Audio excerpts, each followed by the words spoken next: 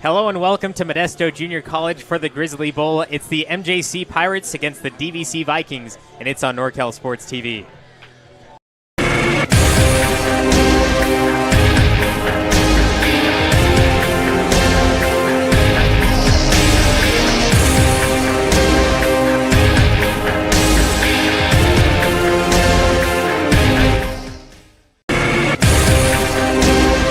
The Pirates find themselves in the postseason in a bowl game against the DVC Vikings. I'm Levi Flores along with Jeremy Hurtado. Welcome to the broadcast. Thank you, Levi. It should be a great game here between the number 14 DVC Pirates and the number 8 DVC Vikings, and the number 8 Modesto Junior College Pirates. Kind of overcast day, kind of keeping the temperatures down. I know the linemen will enjoy that. So it should be a great game. Modesto coming into the game 7-3, Diablo Valley 6-4. On paper, the teams look kind of equal, but Modesto playing against some higher teams. They were ranked number 5 at one point in the season. They played City College of San Francisco, who is the number 4 team. City College of San Francisco now in the NorCal final against San Mateo, also playing right now on NorCal Sports TV. Diablo Valley plays in a tough division as well, although with their record at 6-4, how do they match up coming into this one? Yeah, I mean, DVC comes in 6-4, like you said. They play in a tough division. They got San Francisco City. They got San Mateo. Obviously, the two teams playing in the state championship game. They did take advantage of the games that they should have won. They beat Siskiyou. They beat Sac City. They beat Santa Rosa. They beat Laney. They beat Chabot and beat Delta. I mean, that's kind of what you got to do. Win the games you're supposed to win. And then the other loss they had in the season, they lost to COS, who was on our Iowa Warriors a couple nights ago playing at Merced, who is a very good team, as well as losing to Sierra 49-48 in overtime. So they could say, hey, we were a break or two away being 7-3 ourselves. We feel like we should be in this game and be competitive. Modesto comes in, like we said, 7-3, and their 2 of their 3 losses are San Mateo, San Francisco. Their other loss was the Fresno City game that was on our network here that they actually led in the third quarter, and Fresno City came back and scored 2 defensive touchdowns to take the lead and go unanswered and take away the victory. That's the game Modesto feels they should have won.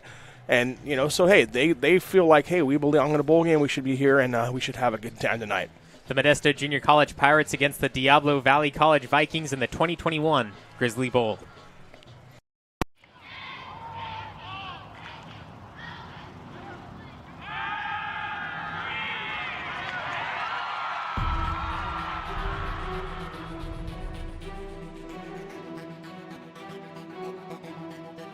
MJC has the largest athletic program in Northern California with 21 sports being offered.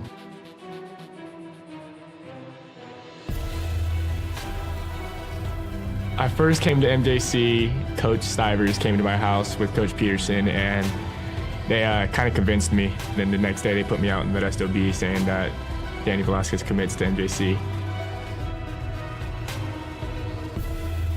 I've always wanted to be a swimmer, and I thought that swimming at a JC first, I'd dip my feet in the pool and see if I'd get recruited or not. It's very competitive, and you get very close with your teammates.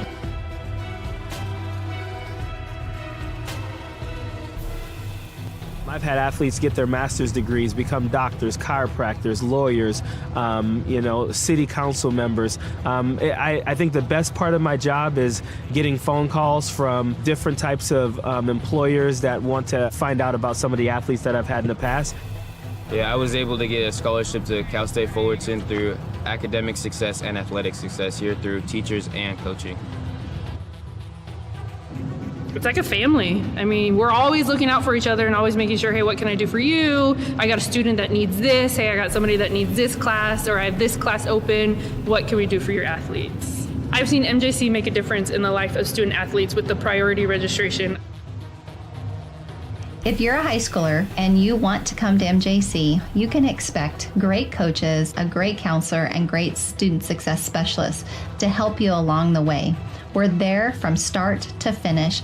Even when you go to transfer, we even assist you after transfer.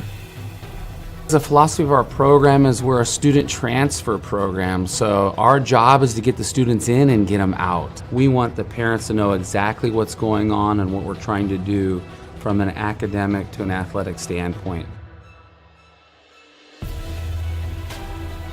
We always end up winning, we always being productive, we're always at the end, and the results of MJC and all the athletics are second to none. From what we start with to what we end with are not the same students.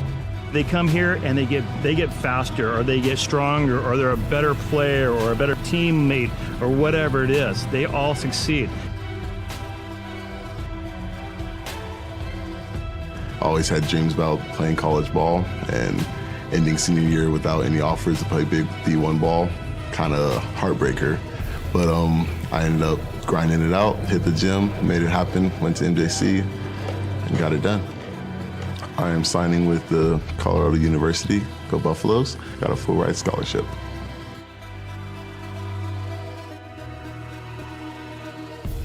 As long as you're ready to work, like Mustafa and all the other successful students we've had, all of the resources are there for you.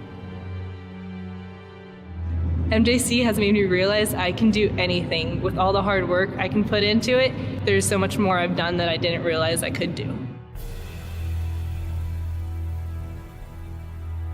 Go Pirates! Go Pirates! Go Pirates! Arr, go Pirates! Go Pirates! Go Pirates! Go Pirates! Go Pirates! Wait, did you guys smile after our serious face?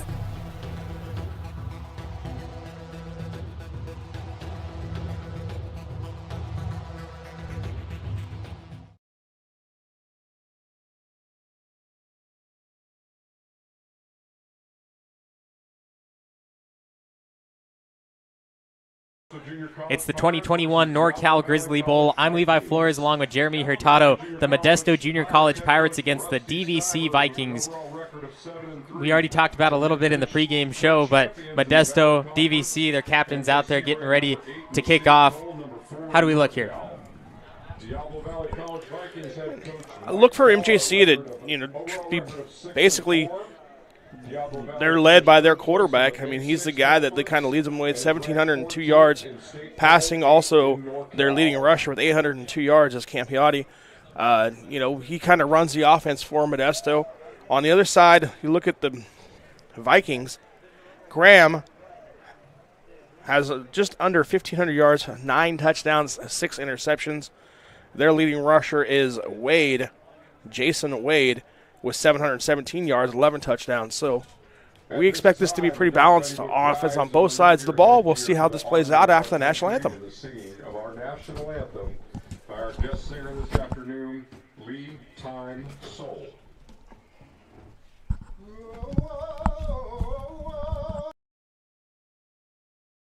Oh, say, can you see by the dawn's early light what so proudly we held at the twilight's last gleaming, whose broad stripes and bright stars through the perilous fight o'er the ramparts we watched were so gallantly streaming, and the rockets reckless, the bombs bursting in air, gave proof through the night that our flag was still there. Oh, say does that star-spangled banner yet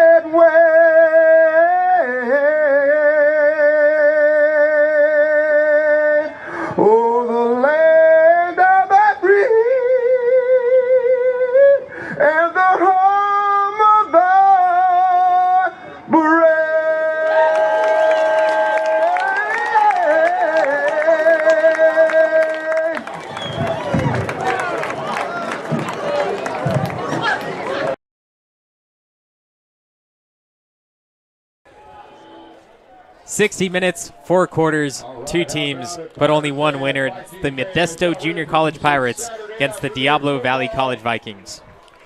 Yeah, exciting here. Bowl game, decent crowd here at Modesto. About half the crowd filled here on the MJC side. Scattering of fans on the DVC side. Modesto will be kicking off here in their blue uniforms, white bottoms and white helmets to the Vikings of DVC. DVC wearing the white jerseys with green lettering and gray pants. Waiting for DVC to take the field as they break their huddle on the sideline. Modesto mainly rushing offense, while on the Diablo Valley side, mainly passing. Diablo Valley 289 passing yards per game, 37 points per game, but only allowed 26. Modesto 236 rushing yards, 35 points per game to the 37 from the Vikings, and allows 27. So with those stats, it should be a close one. Yeah, Eric Hunter back to receive the kickoff. Hunter, a 5'7", 175-pound freshman out of Amador Valley High School in Pleasanton. Back deep to receive for the Pirates, or Vikings, rather. Valdez starts it off with a low stinger. Gets picked up inside the 10, and the Vikings are off on the kick return. Taken down at the 30-yard line, and that's where the Vikings will start the first drive of the game. D'Angelo Bellamy there on the tackle for the Pirates out of Central Catholic here in Modesto. Shout out Central Catholic getting the NorCal Championship win last night. Moving on to the state finals. We'll see our first look at Dylan Graham, Jason Wade, and the rest of the Vikings offense. They'll start in the gun with four receivers, 3 to the left, 1 to the right. Throwing ball out on the ground, picks it back up quickly. Defense not even there to get it as he takes it on the feet for a gain of 5 on the first play. Yeah, like you said, partly cloudy. The fog still hasn't quite burned off. Could be a little moisture on the field. The field looks in great shape. Hopefully DVC gets that snap figured out and work things out. Still picked up 5 yards on the play. Good job there by Graham just to be controlled and get up to the line of scrimmage, get some yards. The snap, the handoff, had the option up the middle and close to that yard to gain right on the line. Dylan Graham, just under 1,500 yards on the season of passing, but 60% pass completion with a mostly passing team. Yeah, Eric Hunter there with the carry, picks up the first down. Hunter just under 300 yards on the season, the second leading rusher on the team, getting the start this afternoon for the Vikings. 2 plays and a first down, back in the gun, 2 receivers to both sides for Dylan Graham. Hands it off again, finds a hole, but the defense meeting him there at the line, and a gain of 3 on the carry. Good job that time by Hunter. He was running his own left, got cut off, cut back, stayed, kept his feet moving, and picks up 3 yards before Kyle Jackson, the linebacker, also out of Central Catholic, comes up and makes the tackle from his linebacker position. Brings up 2nd and 7 for DVC.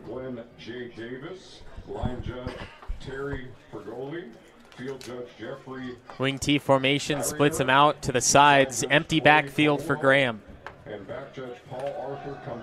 Throwing quickly to the left side, gets the reception, spin moves around one defender. And once again, another first down for the Vikings. Great catch there by Cornwell coming out of the backfield. First in the backfield and lined up actually as a slot receiver. Nice little wrinkle there by DVC, putting the 2 backs in the backfield and split them both out, going to that empty formation, changing things up for the MJC defense. Once they got their call, got their set, split, shifts out of the backfield, changing things up. Directly at midfield, Graham sticking with the gun. Trips to the right side, going to move the running back over as well. Man in motion, has the option. Play action, looking right side, has the man. Gets the reception a little too late as he only gains 2. Yeah, that time Graham was late getting out to the fly to his check down. Hunter Hunter was open immediately in the flat, and he was just waiting. Finally threw it out there to him. Gain 2. If he would have got it there earlier, probably would have picked up 5 or 6, but regardless, it's a positive play. It brings up 2nd and 8. Both of these teams playing some other tougher teams, San Francisco and San Mateo. Diablo Valley playing those teams late in the season on October 29th and November 6th. 2 losses, 24-7 against San Mateo and 41-16 against San Francisco. And the Modesto numbers don't look too much better than what the Vikings did against those 2 top teams. No, that's why it's going to be interesting to see what happens today as we see the incomplete pass there intended for Giagari.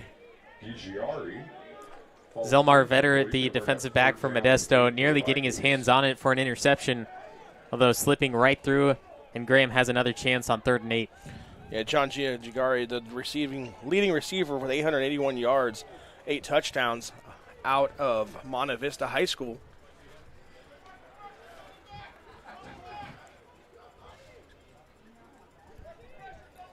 Graham trying to get the defense to jump off sides.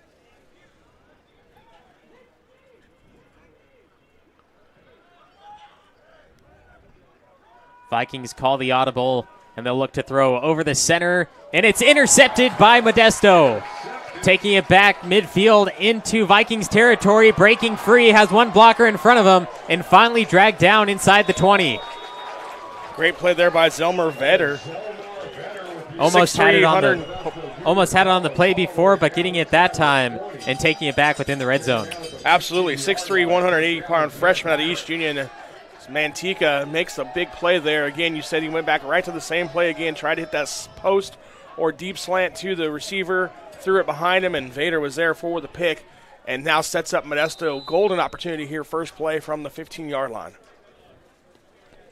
This will be Campiotti quickly back at the line for the offense, hands it off, and a big hole and a touchdown, Modesto. One play on the offensive side, and it's no other than Anthony Frias. Absolutely. Good job there up front by the offensive line, creating a big hole. Nice cutback lane, and Veras takes it 15 yards for their opening score, the Grizzly Bowl here. Easy run. Good job there by Modesto, taking advantage of the defensive turnover, turning into instant points for the 6-0 Pirate lead, pending the extra point.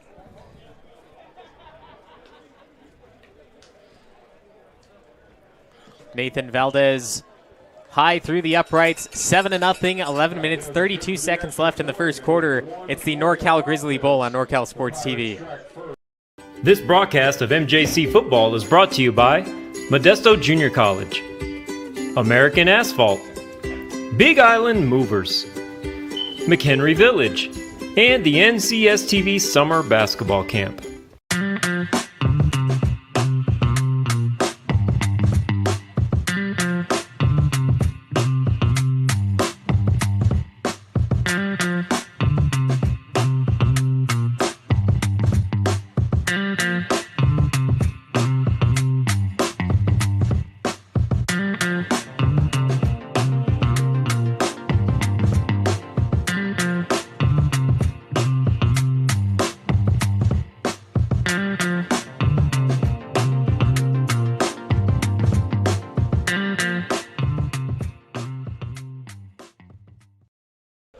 Anthony Frias with his 16th rushing touchdown of the season. Welcome to the NorCal Grizzly Bowl. I'm Levi Flores along with Jeremy Hurtado. 7-0 lead early in the first quarter as the Pirates taking a big lead. Yeah, absolutely. And like I said, it was a big opportunity there created by the defense for MJC. Big interception, return away down to the 15-yard line, and Frias takes it in for the one-play drive.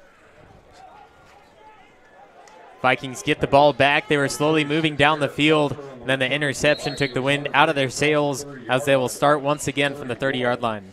Yeah, 30-yard return there by Hunter once again off the kickoff. Nice job there. He caught it about the 1-yard line, takes it to the 32-yard line, so maybe 31-yard return. Regardless, sets up the DVC Vikings with good field position here as they try to rebound from that opening possession turnover. It was 2 plays in a row for the Vikings going to the same spot. Unfortunately, the second one just in the hands of the defense. Could have gone either way. But fortunately for Modesto, they got the ball and on one play scoring on an 18-yard run. But it's back to the Vikings as they result to the run game. And up to number Yeah, Hunter again just zone right that time. Doesn't get caught in the backfield like it looked like he was going to. Ends up picking up a couple yards. Good job there, Hunter again. And now coming in for him is Kareem Newton, replacing him in the backfield. Kareem Newton, the fourth leading rusher for the Vikings, averages 6.4 yards per carry. We'll see if they go to him on this one. 4 receivers out and the 1 running back. Hands it off straight up the gut. A big hole breaking through the secondary and into Modesto Pirate territory. Yeah, the aforementioned Newton did a good job there. He sold that. He sat, and then gets the handoff. Great job up front by the offensive lineman to pass set and then get upfield and lead. There was nobody left in the middle of the field. Big pickup there gets him into Pirate territory once again as it's 1st and 10 from the 48-yard line at MJC.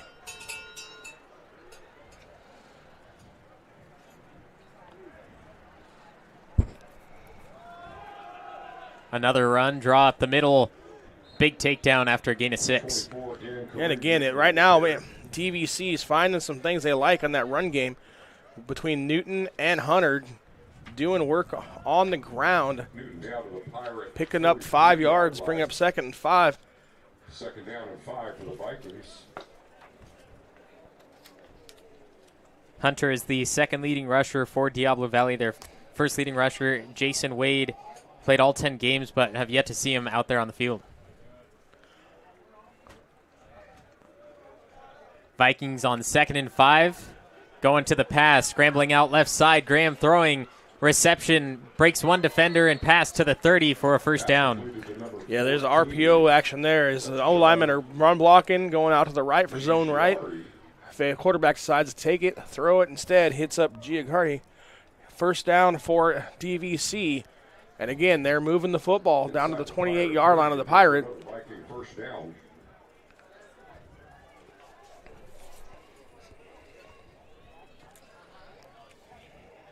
Vikings moving very slowly on the right side. They have 3 receivers, 1 only guarded tightly. Graham in some trouble, throwing deep to the end zone, and it is caught. Touchdown, DVC. Great catch there by Jamal Cornwell as Graham just kind of threw the ball up. He was getting hit by Kyle Jackson in the backfield.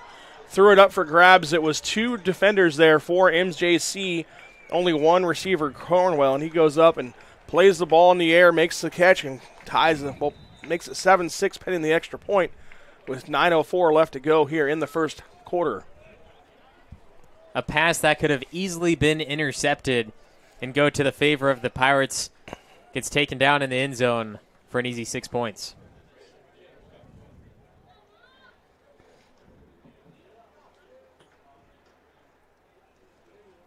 Ray Valley way through the uprights and ties it up at 7-7 at the NorCal Grizzly Bowl on NorCal Sports TV.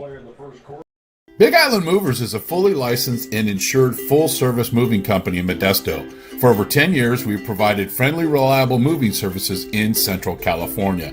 The driving force behind our business is passion behind what we do. At Big Island Movers, we're big on experience, big on value, and huge on service. With over 30 years of moving experience and a wide range of services to meet the ever-changing needs of our clients, Big Island Movers is your go-to for professional, prompt moving services. A loyal supporter of Modesto JC football. Big Island Movers, Kaimana, wanna move ya. This broadcast of MJC football is brought to you by Modesto Junior College, American Asphalt, Big Island Movers, McHenry Village, and the NCSTV Summer Basketball Camp. It's a 7-7 game at the NorCal Grizzly Bowl. I'm Levi Flores along with Jeremy Hurtado. The Vikings tying it up on their 2nd drive of the game. Yeah, absolutely. I mean, it's kind of gone back and forth so far. MJC capitalized off the turnover.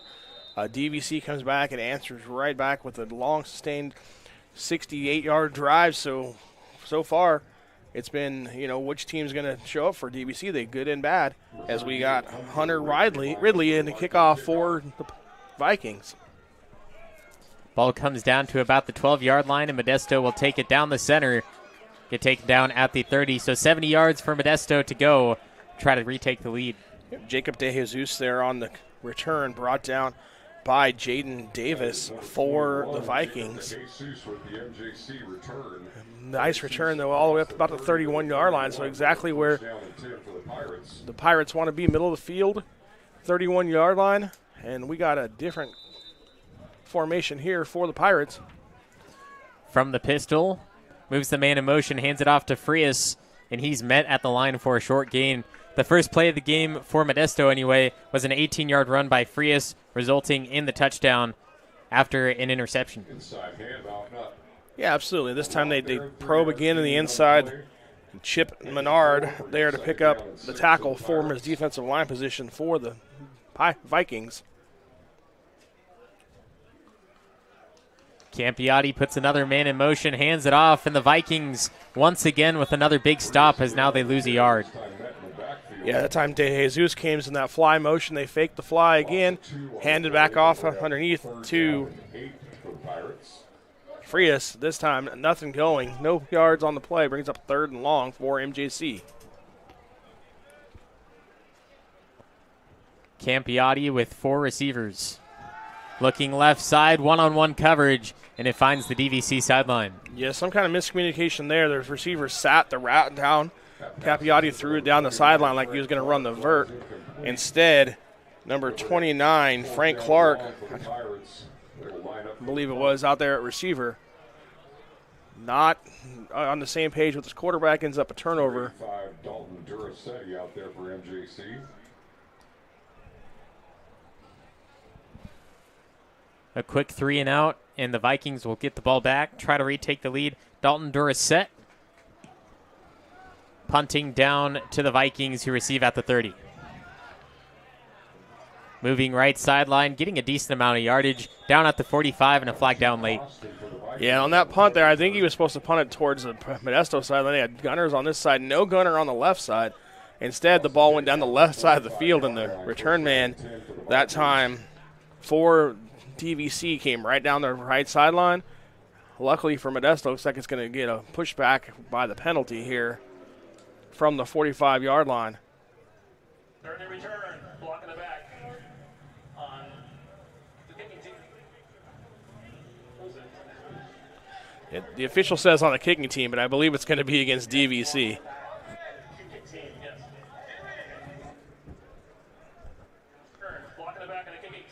Or not. I guess it is going to be against kicking team. So that's going to add on to the return all the way back inside the 45-yard line of the Pirates is where the Vikings will take over on this drive.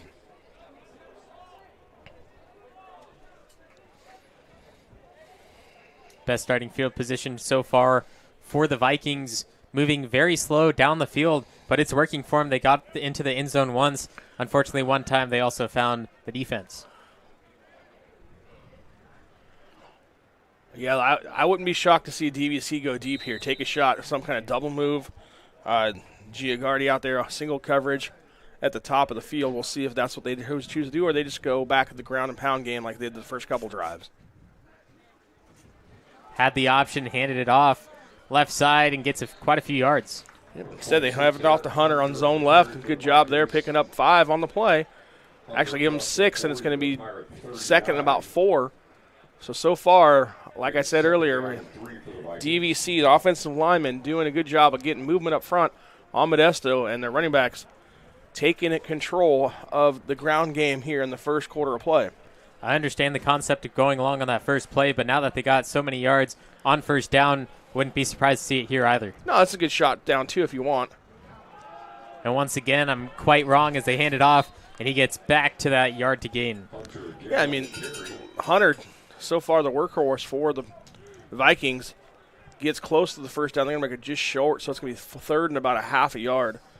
Again, this is somewhere where you might see an RPO trying to get – everybody thinks, hey, we're just going to run the ball and get the first down. You could take the shot over the top here, or you could just hand it off again and say, hey, we're going to get the first down. We'll see what head coach Mike Darr decides to do here for the Vikings. Number 6, Xavier Lewis on that tackle for that last play. 3rd and inches, another run. And the Modesto Pirates able to stop him to make it 4th. Yeah, came up there. Nice job there on the play by couple of defensive linemen led by Jericho Tamu, a sophomore out of Turlock, coming up and making the tackle. Number 49, Jericho Tamu. Also. 4th and 3. Now it was 3rd and inches, a 3-yard stop, and not exactly sure what the Vikings are looking to do here. I would go for it. I mean, you're looking probably a pass, some kind of look there. You just got stuffed with 4th and 1. They have ran the ball pretty well, so they could go with that too. We'll see. Instead, they take a timeout to talk it over. Village in Modesto. Quality, style, selection. It's simply a matter of taste. Wonderful shops, fine dining, and more in a garden setting. A tradition of excellence since 1953. It's McHenry Village in Modesto.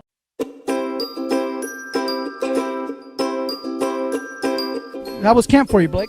It was really fun. Yeah. What was your favorite part of NorCal Sports TV's summer basketball camp? The atmosphere.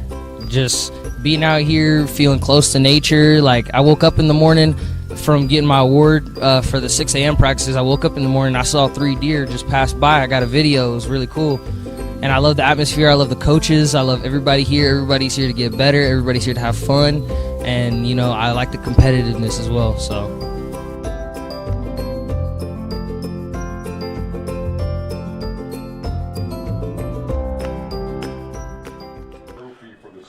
Seven 7 score between the Modesto Junior College Pirates and the Diablo Valley College Vikings at the NorCal Grizzly Bowl. I'm Levi Flores along with Jeremy Hurtado. The Vikings back in control. It's 4th and 3, and they have their offense out on the field. Oh, absolutely. I agree with this call completely. Go for it. We'll see if they run or pass. They do throw it. Short pass, and it is incomplete. Tight end was trying to get it off the right side, bobbled up and nearly caught it behind his back, but fell incomplete at the last second. So the Modesto Junior College Pirates getting the ball back from about the 37. Yeah, the pass was intended for number 35, Dylan Sheely. He's listed as a linebacker, 6'1", 234 out of Clayton Valley. He was in there at a wing position.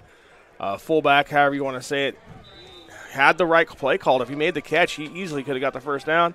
Instead, bobbled it, then tried to catch it off his back. Unable to come up with it, turns it over to the Pirates.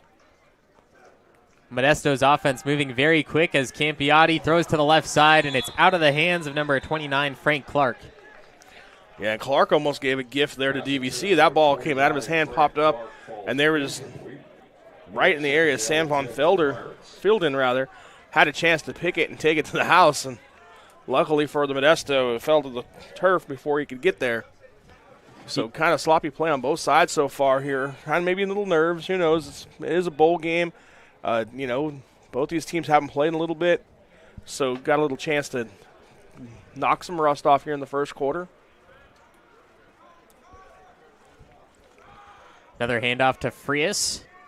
Met at the line, a gain of 3. You can see the difference between the two teams. Modesto, very strong, just getting to the line, taking the plays, going hit after hit after hit. But Diablo Valley, they get up to the line, they take their time, make sure the play call is correct, everyone understands it. They run it, and they usually get quite a few yards, which is good for them. But if Modesto can figure out what they're doing, then it may be a bad situation. Yeah, and it's just kind of a scheme philosophy difference is, you know, DVC wants to get up there and we call it just kind of get a picture. Your coordinators in the box are looking at what they're doing, and then you can either run the play or check. Where Modesto, you know, most of the time they run a play and it's called, set, ready to go. Design quarterback draw for Campiati, who finds the first down marker. Campiati doing what he does there, getting up, running the football. Again, we mentioned he's the leading rusher for the team, 802 yards on the season, 8 touchdowns. Being a dual threat quarterback is what he does, and there it is on the show, on display in the drive, keeping it alive for the Pirates. Frias. 7-yard gain for Frias on the carry once again. Modesto, that rushing team, 236 yards of rushing per game. Absolutely, and there on the tackle was Isaiah Burnett for Clayton Valley, number 99. Finally bringing him down to the turf after a pickup of 8. From the pistol, puts the man in motion.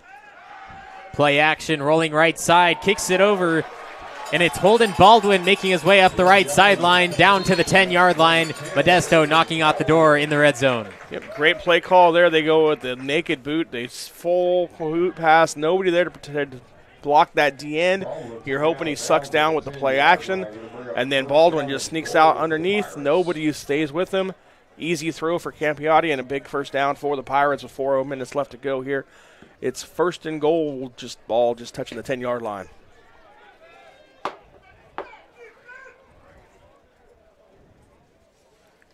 Campiotti moving Frias to the right side.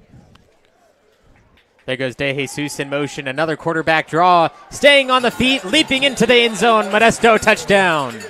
Absolutely. Campiotti hitting through the attempt to tackle Jaden Davis there. Another number 3 on the field for DVC. And Campiotti says, I'm the better number 3 on this play. I'm going to go up and over you into the end zone for the touchdown. Campiotti with his 9th rushing touchdown of the year.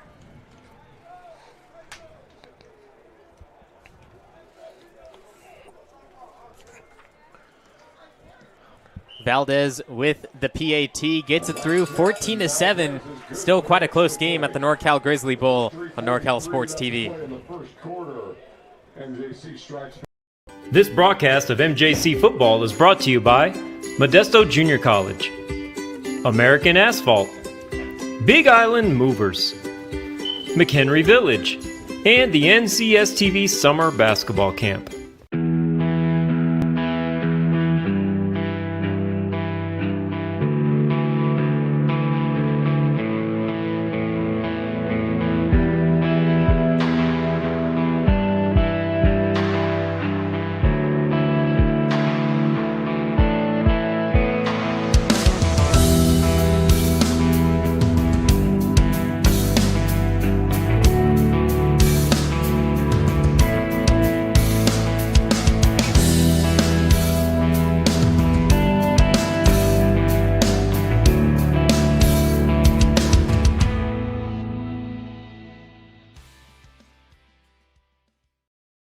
The Modesto Junior College Pirates take the lead 14-7 late in the first quarter. It's the 2021 NorCal Grizzly Bowl. I'm Levi Flores along with Jeremy Hurtado. Vikings getting the ball back, and like we've talked about, a slow, methodical offense.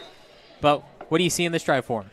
I mean, so far they've been able to move the football. They've probably got 120 or so yards total offense. They just, it's either touchdown or turnover. I mean, they've turned the ball over twice, once on the pick and then once on downs. Both those drives were promising, too. So right now, if I'm DVC, I'm saying, hey, we're stopping ourselves. They haven't done anything really to stop us. We got to just make better choices. Valdez puts it within the 5-yard line, looking for another good return for the Vikings, but only get to the 23-yard line. Yeah, much better job there by the kickoff coverage team for the Pirates. Kick taken at the 3-yard line by Hunter and only able to get up to about the 23-yard line, so a return of 20 yards. Much better than last time where he took it 31 yards. So now we'll see if DVC continues to run the football here against the Pirates, or the Pirates got things fixed up front and able to plug up those run lanes. The Vikings started their last drive on the 45-yard line, and then they got Modesto had a block in the back penalty, so they got even closer. 1 first down, and then the 3 and out from there, giving it right back to Modesto. Hopefully their offense can pull it together, as we've seen a lot of rushing from a big passing team.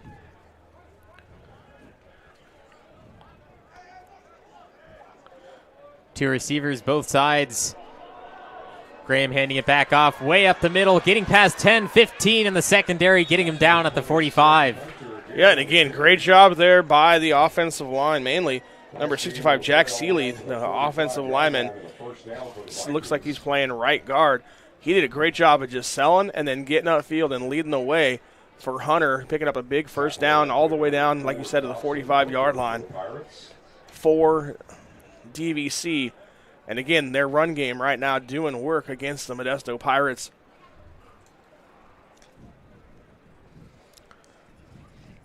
Sometimes it works out that way. You expect a team to throw the football a lot. They come out and they say, hey, we're going to, we know we throw the football. Let's see, watch us run the ball.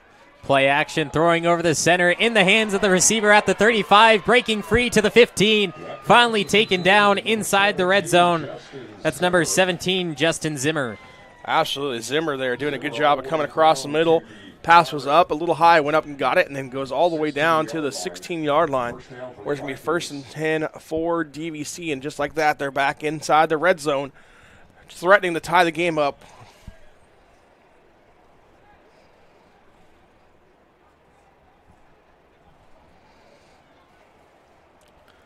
Two plays for him on this drive, getting down nearly 80 yards.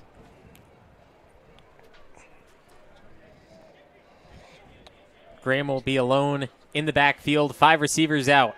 Looking left side, throwing, nearly picked off by the defense, but it drops incomplete. And again, that time a little miscommunication as it's number 3 out there. Jaden Davis was out playing receiver. Actually, it's number 2, I'm sorry. Costin was out there playing out slot receiver. He ran the little hitch, and then they had the smash route over the top, and the quarterback threw it to kind of in between both of them. They had number 17, Zimmer, open on the corner route, and again, it was just underthrown, kind of in between him and the other receiver.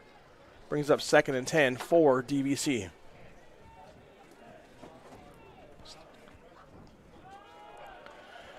Fakes the handoff, takes it himself off the left side. The defense meeting him there as he only gains 3 yards. Yeah, that time it was just like a zone read. He decided to keep it. There on the tackle for the Pirates was D'Angelo Bellamy, along with number 33, Peyton Bradford, rather. Hold him to a short gain, 3rd and 7, we'll call it here, from the 13-yard line. Be quite a shame to have 2 plays get inside the red zone and not be able to score a touchdown. It would, but on the other side, Modesto's thinking, hey, we hold you to a field goal attempt. That's a positive for us. We'll see how it plays out here on 3rd down.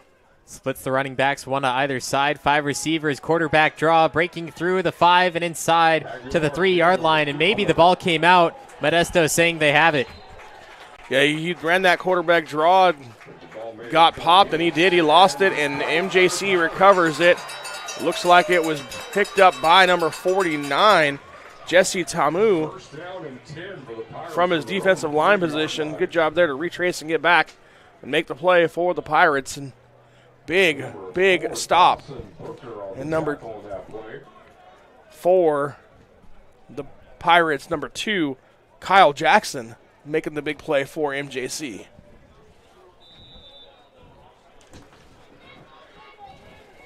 Vikings now looking to push as much defensive pressure as they can. Campiati starting in the end zone, hoping to either get him down or free us if they decide to hand it off. Yeah, this is where MJC has options. Both backs in the backfield and the quarterback can get the ball. Looks like it's going to be Campiati, and he's down the sideline. Plenty of room to run. Open field, and the Vikings able to stop him at the 42. But there's a flag back at about the 5-yard line, so we'll see if this ends up coming back. Probably a hold. I would assume they're on that tight end. Holding, offense, 10-yard penalty for the previous spot. Giving Campiati that big lane to run through. Instead, it's going to be a holding half this of the goal, pushed back to about the 2.5-yard line. Guessing the penalty be a half the distance to the goal line. So instead of the big run down the sideline for Campiati, pushes the Pirates to only lose about 1.5 yards from the original spot, but they lose 45 yards on the run. Have to do that once again. The defense not ready for the quarterback to keep it and go around the edge. First down at 11 for the Pirates. Defense has to be ready for anything coming their way now. Very tight formation, man in motion. Hands it off, Frias. Gaining a few back to the original line of scrimmage. Jack Lacey in there making the play from his linebacker position after the 1-yard gain back to the original line of scrimmage. Brings up 2nd and 10. And again, Modesto quickly back to the line of scrimmage. Second down and 10. 2nd and 10. Campiati rolling out. Gets it back to Holden Baldwin. And they gain only a few yards to the 10. Yeah, play action pass there. Again, similar to the one that went down the sideline earlier and set up the touchdown. This time, Holden was not as successful And finally coming up and making the tackle for DVC was one of the linebackers. Defense now just getting out on the field as Campiotti was ready to take the snap. Takes it himself for the draw, and he will be short of the first down marker to make it 4th and 2. Yeah, Malachi Ward there from his linebacker position just sat, waited, watched the quarterback and said, hey, I know you got the ball, comes up, puts a big hit on Campiotti. Holds him just short, 4th and 1. As the clock's running down, we'll see if they decide to try and draw him off sides here and then just wait for the end of the quarter. Campiotti in the gun, man in motion, it's De Jesus. They take the snap. Campiotti doesn't look like he's going to get the yardage, and DVC gets the ball back to start the second quarter. That is a huge gamble deep in your own territory.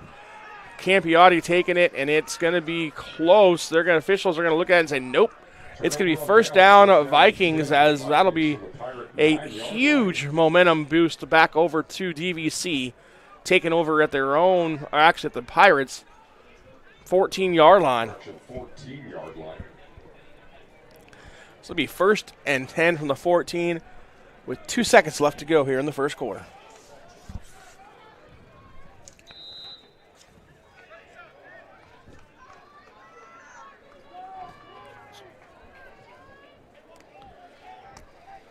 Three receivers, one running back, Graham in the gun.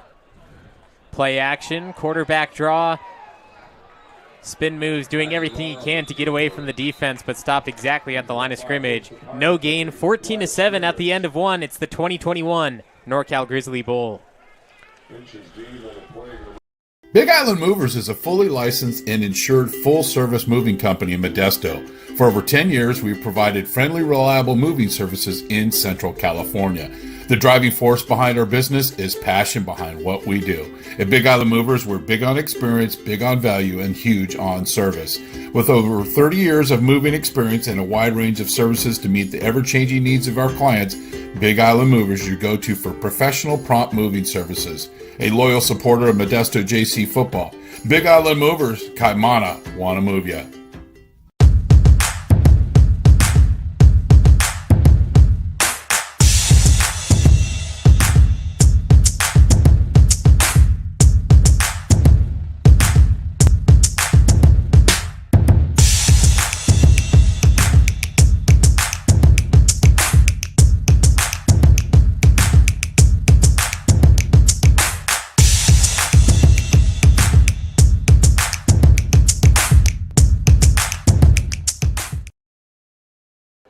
At the start of the second quarter at the NorCal Grizzly Bowl, Modesto Junior College Pirates up 14-7 over the Diablo Valley College Vikings. I'm Levi Flores along with Jeremy Hurtado. Thank you for joining us as the Diablo Valley Vikings knocking at the door to score after a failed 4th down conversion attempt by Modesto.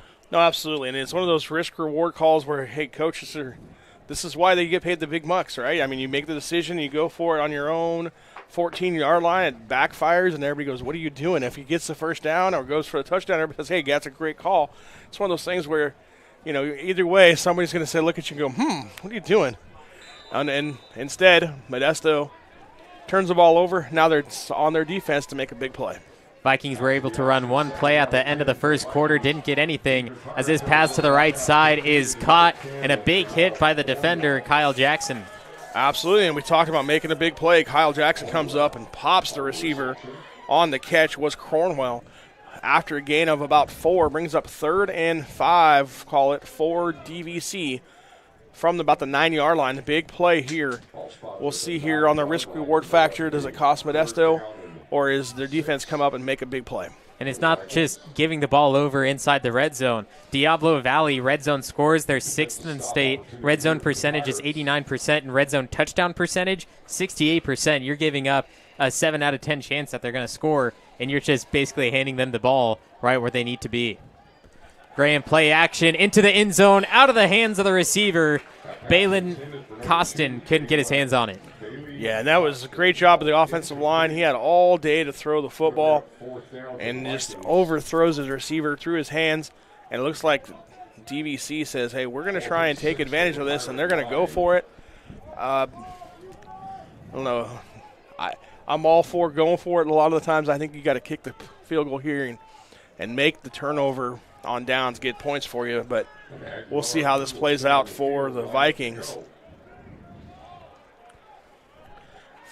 DVC has a kicker, Ray Valley, who has a 41-yard field goal on the season, but instead they're passing it, going for 4th and 5. Defense flying in, breaks through the line inside the 5, and he gets the first down, but not the touchdown, as they get 1st and goal now at the 3. Oh, and like you said, great job there of just getting what you needed. They picked up the first down all the way down to about the 1.5-yard line. Looks like they're going to mark it just inside the 2. So, good job there by Graham of going through his progression. Nobody's there. I'm going to take off and run and get just enough for the first down. Set your team up for a 1st and goal here from the 2. Set up very quickly, handoff, pulling through is the fullback. Touchdown, Diablo Valley. Absolutely, 35, Dylan Seeley, the guy that earlier on the drive, a couple drives ago, had the chance to convert and had the ball go off his hands and around his back. This time, gets the handoff and drives into the end zone for the touchdown. Again, listed as a linebacker, but playing some fullback here in the bowl game. Gets it 14-13 here, 13:47 left to go in the second quarter.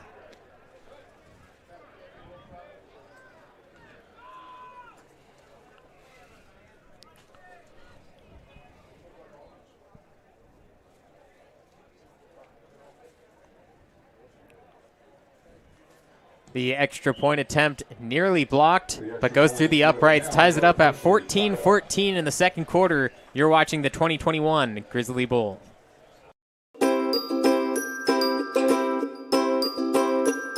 What's your favorite part of this camp so far? My favorite part is meeting new people, such as teammates and old friends that came earlier. I really like the one-on-one training. The coaches really tried to get the connections with the kids during the camp, so I think that was a really good part of it. I liked the drills, the ball handling drills, and shooting drills. I think, one thing that's very underrated here at the camp was meeting new people, because personally I thought there was going to be very little people here from all around here, but there's people from Oakland, there's people from Atascadero, way far, and just got to meet new people. I really liked it. I was enjoying it. It was fun.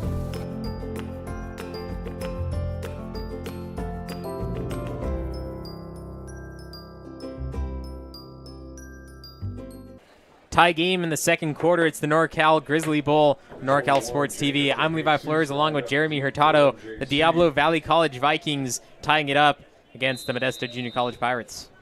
Absolutely. Great job there of making the Pirates pay for the decision to go for it there by the DVC Vikings, taking advantage of the 14-yard drive, putting it in the end zone.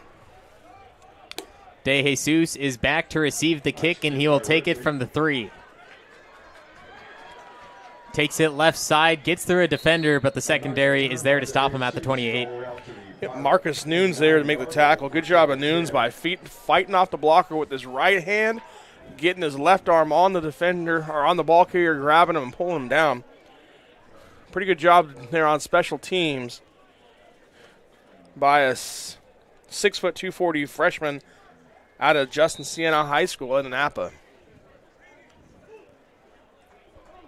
Modesto's offense back out on the field after only 5 plays. And Campiotti has the option, kicks it out to Frias, who makes his way around the right edge. 10-yard gain, 15 before he goes out of bounds. Yeah, that time Jason Richard Reason, the corner there, had corner outside contained, didn't stay with it.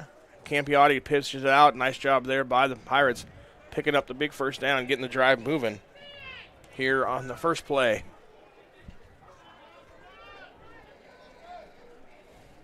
Trips to the right side, puts the man in motion. It's De Jesus. Campiotti takes it himself, and the defensive line slams him down after 3. Yeah, that's number 8, Jack Lacey again coming up that linebacker position. I think he's just reading. He has in a spy technique against the quarterback, just sat there, waited for him. That second time he's been able to just wait, and then go and get Campiotti. Exact same formation from the pistol. Campiotti going to roll to the left side, take it up the middle, and the defense reading it once again to make it 3rd 7-8. Now, Coach Hurtado, you're the offensive line coach at Merced College. Is the Modesto line doing something wrong here? No, actually, it's a speed option, and you got a guy that you just let go, and he's the read guy. He did a good job that time of coming down and making a read or a key pitch, then came down and made the tackle for the loss. Throwing over the middle, breaks the defender, gets the first into Viking territory, and finally slammed down at the 35. Number 17, Lucas Curtis, the wide receiver out of Turlock. Absolutely good job of slipping the defender, and then finally Jaden Davis able to bring him down. Number 3 for DVC, the 6'3", 207 freshman out of Bishop O'Dowd High School, making the touchdown-saving tackle for the Vikings. They needed the yardage. They got the yardage. Thank you to Curtis and Campiotti as they bring back in Holden Baldwin in the tight end slot. Yeah, Curtis, the leading receiver on the season, 524 yards coming into the game, 4 touchdowns for the Pirates.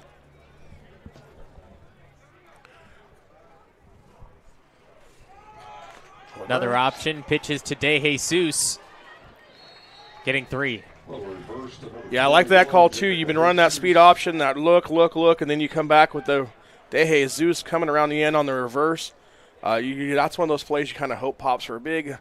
Nice job there by DVC of changing directions and bringing him down after a 4-yard gain. 1 yard line. 2nd down and 6 for the Pirates. So both coaches are kind of happy. Modesto's like, yeah, hey, we got some positive yards, and DVC says, hey, we didn't give up a big play. Campiotti staying in the pocket, throwing left side, and it's out of reach for Baldwin. Yeah, good job there by Campiotti because he was about to take a shot. Coming out of the defensive secondary was number 5, Nash Santin, from his defensive back / linebacker position, and he came up on the late blitz, and with nobody there to protect Campiotti, and Campiotti threw that ball just in the nick of time. Modesto finally slowing down on the offensive side, looking at the sideline, bringing in a few new players. It's 3rd and 6. What do you look at in this position? I look for some kind of run-pass option. I wouldn't be surprised to see Campiotti move and get outside the pocket, or they could just go zone read right up in the middle. That was Frias who got the carry, only getting about half a yard. So usually when you call that, you know, hey, we're already going to go for it on 2 downs here, so you're trying to pick up half. They didn't get anything, so it's still 4th and 5, 4th and 6, short 5, however you want to look at it.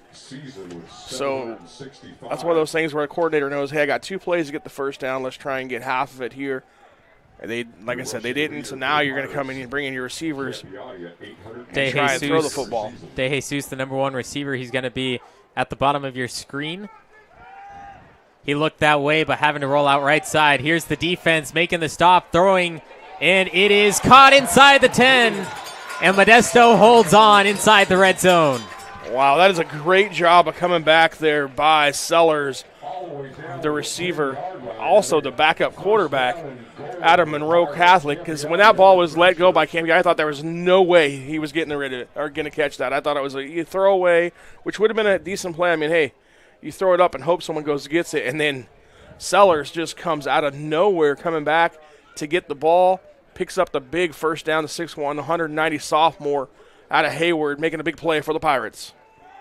Handoff to Frias once again. Big hole, touchdown, Pirates. Absolutely good job there on the offensive line by Alejandro Ramirez and Brandon Calvero. Calvero out of Linden, California, getting up into the second level. Big run there by Frias. And again, the track meets on. It's 20-14, pending the extra point. Valdez with another extra point attempt, easily through the uprights, nearly into the opposite field. 21-14 in the second quarter.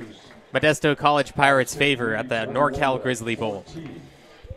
Village in Modesto. Quality, style, selection. It's simply a matter of taste. Wonderful shops, fine dining, and more in a garden setting. A tradition of excellence since 1953. It's McHenry Village in Modesto. Big Island Movers is a fully licensed and insured full-service moving company in Modesto. For over 10 years, we've provided friendly, reliable moving services in Central California. The driving force behind our business is passion behind what we do. At Big Island Movers, we're big on experience, big on value, and huge on service. With over 30 years of moving experience and a wide range of services to meet the ever-changing needs of our clients, Big Island Movers is your go-to for professional prompt moving services. A loyal supporter of Modesto JC football.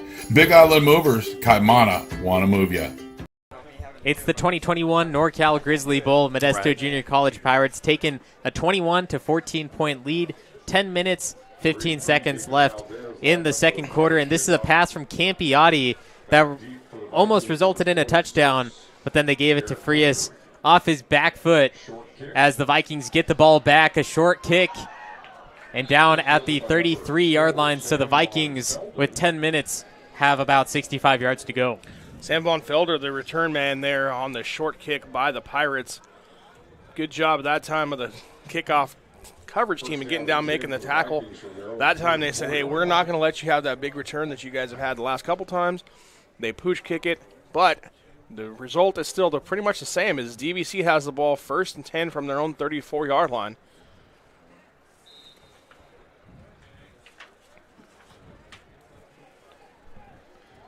Now we'll see if the Vikings can answer the Pirates' score.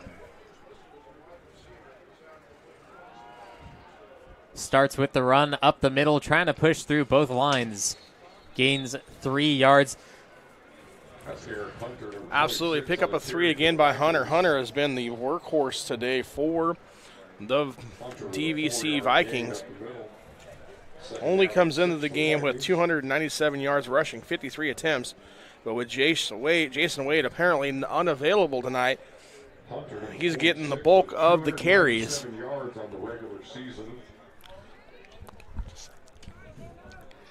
Brings up a 2nd and 6. They'll give him 4 on the play, so forward progress positive there for the Vikings.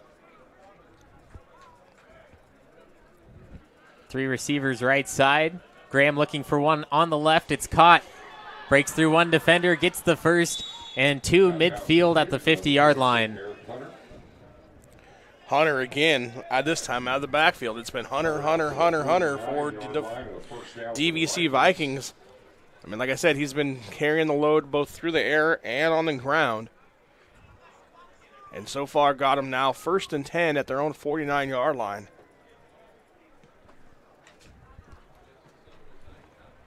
One of the main receivers for the Vikings just went off the field, Jamal Cornwell. So I'd see if they result back to the run game, but they have 0 running backs in the backfield. Yep. Going to switch receivers and put him in the wing T formation. Throwing right side. He's looking for a receiver. Throws deep. He has him, and it's out of the hands of number 19, Keani McFall. A beautiful throw. Got it right where he needed it to, but couldn't turn his head to see where it's going to land. Yeah, Antone Tanner, the DB on the roster, comes in at running back, takes this backwards lateral and throws it off his back foot and just gives the receiver a chance just out of the reach of McFall, who had beaten all the defenders for MJC back. And that's one of those things you see there on the replay. He had a chance to get him, just unable to capitalize. And coaches will put in specific plays for bowl games. And those are one of those things that just drive coaches crazy because you know in practice it worked great. And then you get to the game and you don't execute. Play clock was winding down. DVC forced to take timeout. The Grizzly Bowl is the 3rd year they've had the Grizzly Bowl. Back in 2018 was the first time Sierra won against Sacramento City, 24-10. Then the next year, Sierra once again, 21-14 against Laney. Yeah, absolutely. And we talk about how things played out in the past. This is the first time since 2017 that Modesto has played DVC, and that was in a bowl game as well. Back in 2017, they met in the Gridiron Bowl, with MJC coming out in a victorious in a high-scoring game, 73-41. MJC has won the last 4 meetings between the two teams, and the last time DVC has won in this matchup was in 2006 when the DVC won 33-11. MJC holds the record 11-4-1 all time versus the Modesto Junior College Pirates and the DVC Vikings. matchup. Shout out to our colleague Chris Babcock for the information on the series history. He's calling the game over at San Francisco City, between San Francisco City and San Mateo right now on NorCal Sports TV. We'll see what the Vikings do out of the timeout as they hand it up the middle, and a gain of 5 to make it 3rd and 5. Vikings now in a situation. Yeah, absolutely. I mean, hey, why not just give it to Hunter? You've been doing a pretty good job of that all afternoon. Brings up a 3rd and 5. You know, you're kind of in that situation right now where it could be 2 down territory, so you could run the football again. Wouldn't be completely shocked to see another draw play. They've done a good job of getting outfield and creating havoc there. They come out 3 by 1.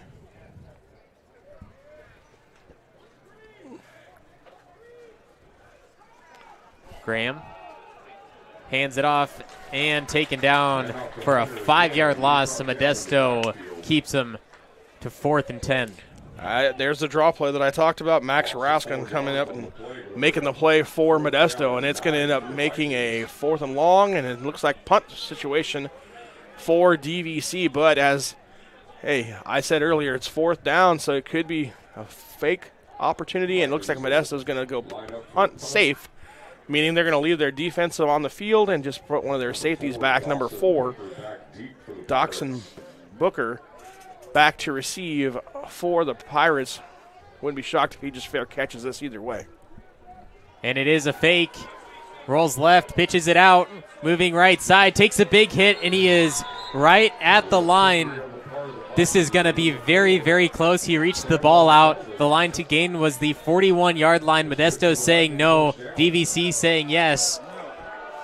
And the ball mark, I don't necessarily agree with where they marked the ball on that one. Yeah, I think As you can Modesto's see on got the a replay, great spot there, and it's going to be short. It looks like it's going to be short. They're going to bring the chains out, but I think they're short by about 6 inches there, and that was a difficult spot. We're going to take another look at where the ball should have been placed. As we see on the replay, moving around that right side, remember it is the 41-yard line, reached out, no knee down, and he was actually closer to the 40-yard line. But regardless, the officials called on a spot, and that's one of those things with fakes is that it's difficult for them because they're not expecting it, so they're out of position. They're downfield looking for the punt.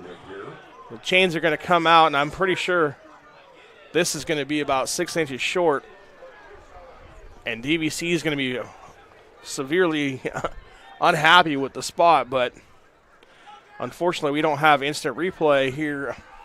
And on the replay here, slowing it down as much as possible, it was actually a perfect positioning on where the spot of the ball was. So, like I said, they came about 6 inches short when the chains came out. Either way, it's 1st and goal, or 1st and 10 now for the Pirates. So the Pirates get a break. Now let's see if they can capitalize on it. Both teams now holding back in this Grizzly Bowl contest. It's always been a one-possession game so far, but now, like you said, if they can capitalize, make it 2 possessions, try to get Diablo Valley down in the dumps and get your emotions higher and just keep scoring. Campiotti from the pistol, man in motion. It's De Jesus. Frias with the carry up the middle, breaking through nearly past the secondary, but he gets a 10-yard gain. Absolutely. Jaden Lee Brinkman there leading the way from his offensive line position. The sophomore out of Pittman is 6'3", 295. Doing a good job of getting up second level, creating a nice run lane for Frias. Picked up 9 on the play. Brings up a 2nd and short. Good opportunity here to take a shot deep if you so choose for the Pirates. Single coverage at the bottom of the screen here. That's De Jesus. Be ready for him if Campiotti wants to do that, but it's Frias who stopped at the line. Yep, another big play tackle there by number 56, Mason Reese, the freshman defensive lineman out of Los Lomos. Walnut Creek making the play in the backfield for a TFL. Brings up now 3rd and 2 as it was a loss of about a yard on the play. And now we got substitution coming in, 4 wide receivers for MJC.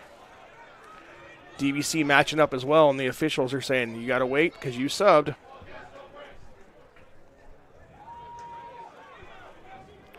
Two on the play clock, and MJC can take the timeout.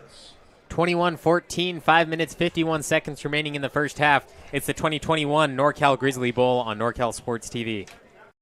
This broadcast of MJC football is brought to you by Modesto Junior College, American Asphalt, Big Island Movers, McHenry Village, and the NCSTV Summer Basketball Camp. Big Island Movers is a fully licensed and insured full-service moving company in Modesto. For over 10 years, we've provided friendly, reliable moving services in Central California. The driving force behind our business is passion behind what we do. At Big Island Movers, we're big on experience, big on value, and huge on service. With over 30 years of moving experience and a wide range of services to meet the ever-changing needs of our clients, Big Island Movers is your go-to for professional, prompt moving services. A loyal supporter of Modesto JC football. Big Island Movers, Kaimana, wanna move ya. 21-14 at the NorCal Grizzly Bowl. The Pirates leading the Vikings. The Modesto Junior College Pirates have the ball on 3rd and 2 near midfield. Got the ball back after a failed fake punt attempt.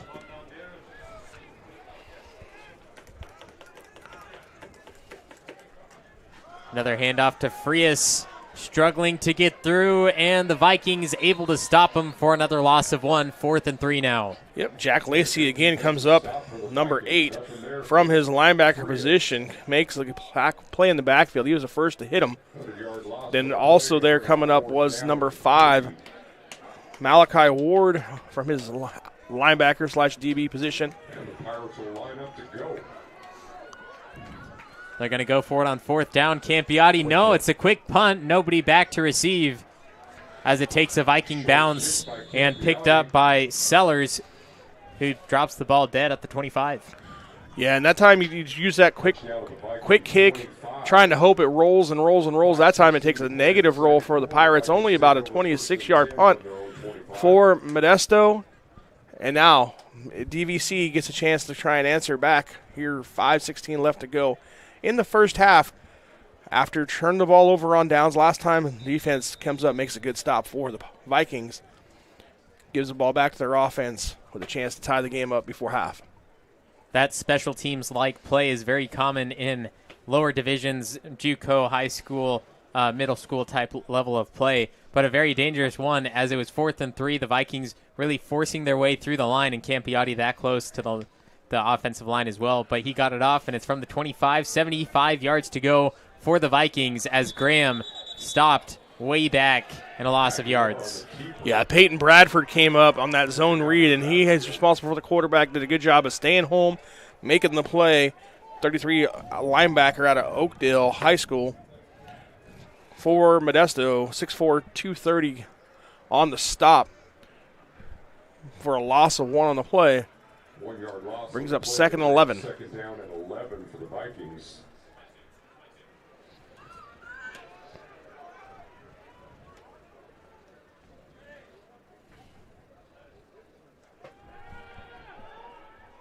Graham in trouble, throwing last second, looking for Cornwell, but it travels out of bounds once again. We talked about it a minute ago when Modesto had the ball. They got it on a failed punt, whatever you call it, trying to get past the line of scrimmage there. Fake punt? Fake punt, thank you. There you go. Yep. Modesto got the ball back. They were looking to capitalize, take a 2-possession lead, but the Vikings getting the ball back, and this could easily be the Vikings' turn to take the lead, but Modesto still trying to stop them.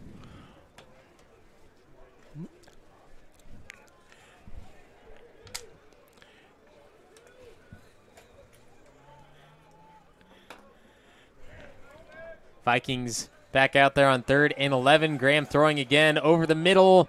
Nearly intercepted once again. That was Desan Booker as we have a foul. John Gigiari. Yeah, I think we're going to get holding on the defense there as there's 2 guys out there battling. Oh, going to fall offsides.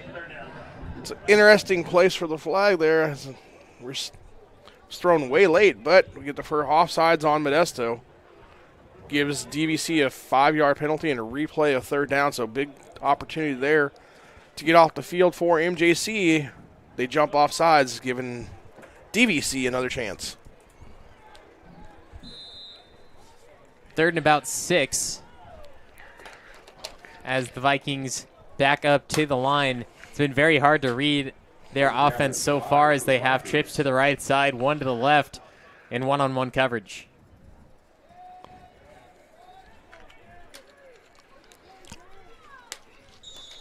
They're going to take their time and eventually have to call a timeout as the play clock reached down to 1. 4 minutes, 25 seconds remaining in the first half. It's a 7-point game.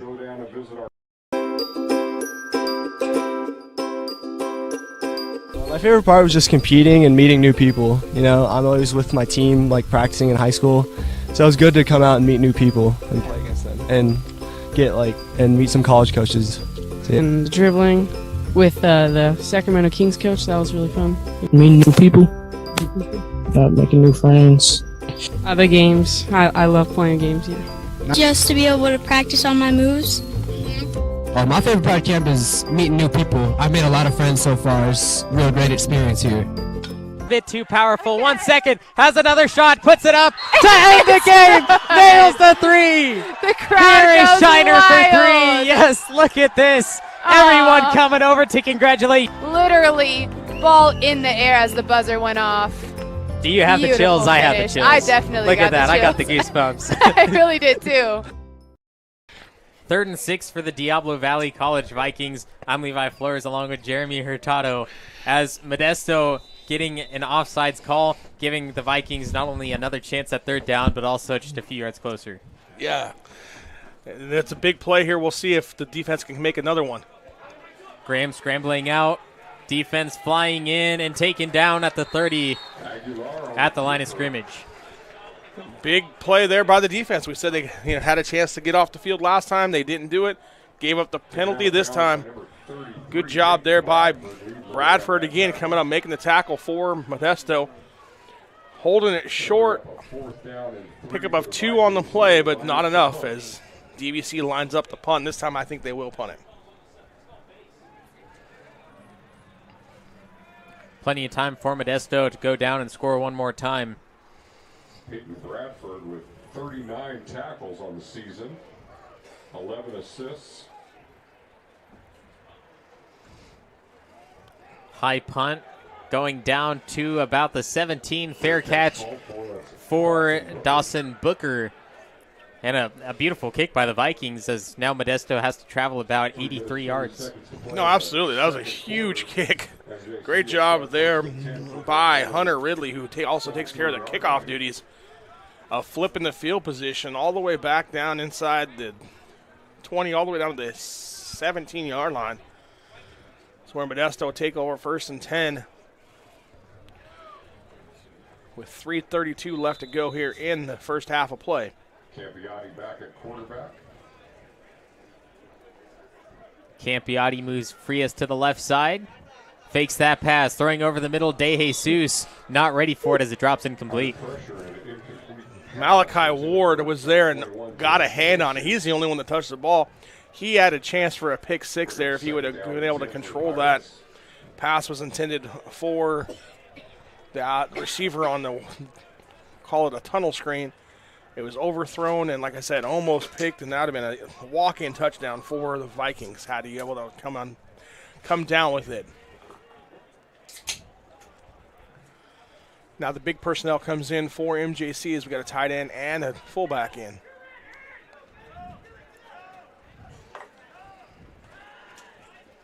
Frias stopped at the line again. 3rd and 10, and the Diablo Valley Viking defense making a strong stance at the end of the second quarter. Yeah, big play there again by Van Velden, number 4, a linebacker, 6'2", 232, out of, again, Los Lomos, Walnut Creek. He came up, he flew through the hole there and made the play for no gain. Now 3rd and 10, big opportunity for DVC to get off the field and give their offense another shot here before halftime. Trying to get the Vikings to jump. Campiati not able to do that, and he will be looking to pass. Plenty of time to throw, and it's caught by De Jesus for a gain of 3, staying on his feet, though, and taken down. After a gain of 12, he was taken down, but no knee or elbow touched the ground, so he was still able to run. Yeah, Absolutely. He made the catch. De Jesus spun around, and Jelani Brown thought he came up and made the tackle. Instead, he just rolled right over, kept going. Picks up the first down. Good job of De Jesus staying alert and playing, and the officials saying, yep, nothing touched, keep going. First down for the Pirates. Play action, throwing way too low for Baldwin. Yeah, that was the third time they've tried that similar play. This time out on the coverage was Jaden Davis, and he was not fooled. Capiati did a good job of just, hey, let's just throw this one at the feet of the receiver. There was nothing there. Instead of taking a loss or a completion for 0 yards and the clock running, we'll just throw it in the ground, live the play another day, we say, on the offensive side, and then now it's 2nd and 10.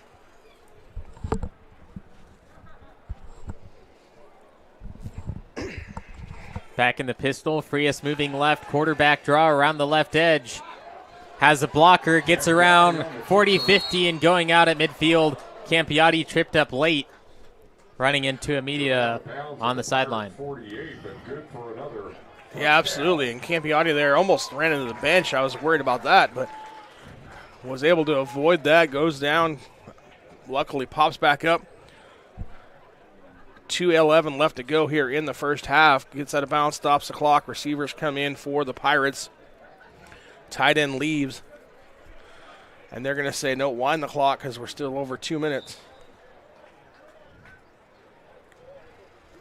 Possibly looking for a big play. 4 receivers and Frias.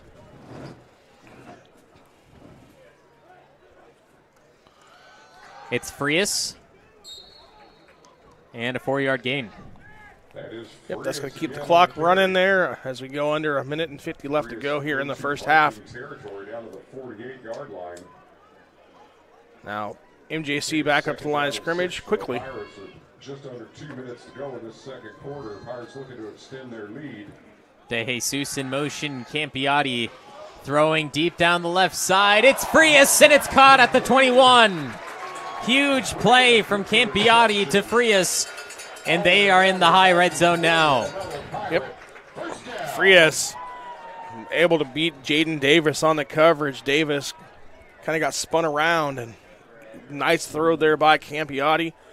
Picks up the first down for MJC.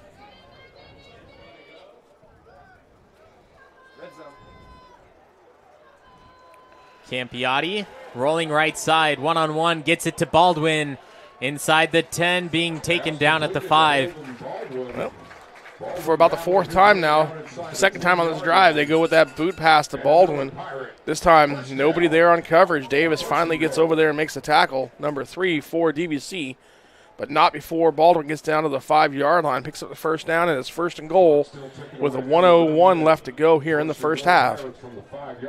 And here's the play once again to Frias down that left sideline that got him in that position. And here's the chance to score. It's Frias up the gut. Frias on the carry. Dog pile at the goal line. No official call yet, and they're going to mark him short at the 2. Frias vying for his 3rd rushing touchdown of the first half here at the Grizzly Bowl. Got a stoppage and play here because 56, Mason Reese, helmet comes off for DVC, so he's got to leave for play.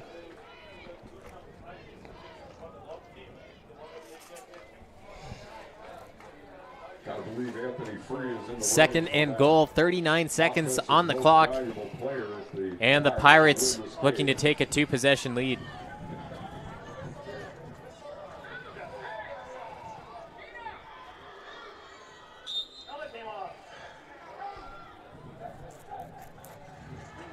Hands it off to the man in motion, all the way to the corner, and he is in for the touchdown. The Pirates take the lead 27-14 with 32 seconds remaining. Darius Hyde, a wide receiver, gets the call on the ground, beats him to the corner and gets in for the MJC touchdown. Huge play there at the end of the first half here as MJC goes up 27-14 pending the extra point here by Valdez.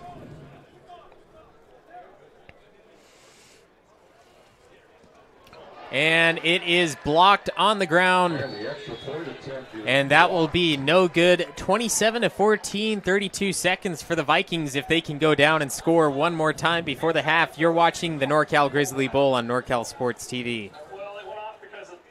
Village in Modesto. Quality, style, selection. It's simply a matter of taste. Wonderful shops, fine dining, and more in a garden setting. A tradition of excellence since 1953. It's McHenry Village in Modesto. Big Island Movers is a fully licensed and insured full-service moving company in Modesto. For over 10 years, we've provided friendly, reliable moving services in Central California. The driving force behind our business is passion behind what we do. At Big Island Movers, we're big on experience, big on value, and huge on service. With over 30 years of moving experience and a wide range of services to meet the ever-changing needs of our clients, Big Island Movers is your go-to for professional, prompt moving services. A loyal supporter of Modesto JC football. Big Island Movers, Kaimana. 27-14, Modesto Pirates up over the Diablo Valley Vikings. 32 seconds remain in the first half. It's the NorCal Grizzly Bowl. I'm Levi Flores along with Jeremy Hurtado. Vikings get the ball back, and we will see what they can do in the final 32 seconds. Yeah, absolutely. Valdez here last time, short kicked off. This time I expect him to kick it deep, which he does. Seeley pitches back to Hunter. Has a blocker cutting up field down to the 27. Yeah, and that looked like it was going to be a bigger return than that. I mean, when I watched that, I saw a wave of white there, and good job there of getting through the blocking, making the play by Modesto's special teams unit, holding it to return up to the 32-yard line. I understand they were trying to have the kickoff return get the touchdown, although it took some unnecessary time off the clock that they could have used on the offensive side instead of the special teams. But we'll see what they can do from the 31. 69 yards to go. We haven't seen really the arm and the big plays from Diablo Valley. They've had one or two, but this is the time to show it off and see if you can bring it back within one score. Yeah, I expect some kind of draw or screen here, something safe. You have no timeouts left, 26 seconds left. You're looking to just get back to the locker room. And the run gets them about 7 yards. We'll see if they want to run one more, if they just want to go straight back. Yeah, kind of what I expected. I mean, they get up on the line quick, and they're looking like they might try it, but I don't expect a play ran here. They're probably just going to go to the locker room, regroup, down 13, and you get the ball. Actually, you got to kick off to start the second half. So that's exactly how it will end. 2 quarters still to play. 27-14. The Modesto Pirates lead the Diablo Valley Vikings at the 2021 NorCal Grizzly Bowl on NorCal Sports TV.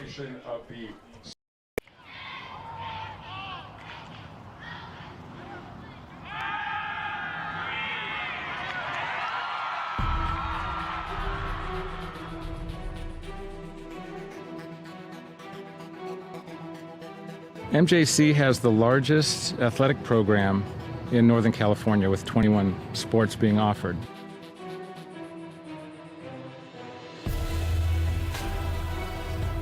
I first came to MJC, Coach Stivers came to my house with Coach Peterson, and they kind of convinced me. Then the next day they put me out in Modesto B saying that Danny Velasquez commits to MJC.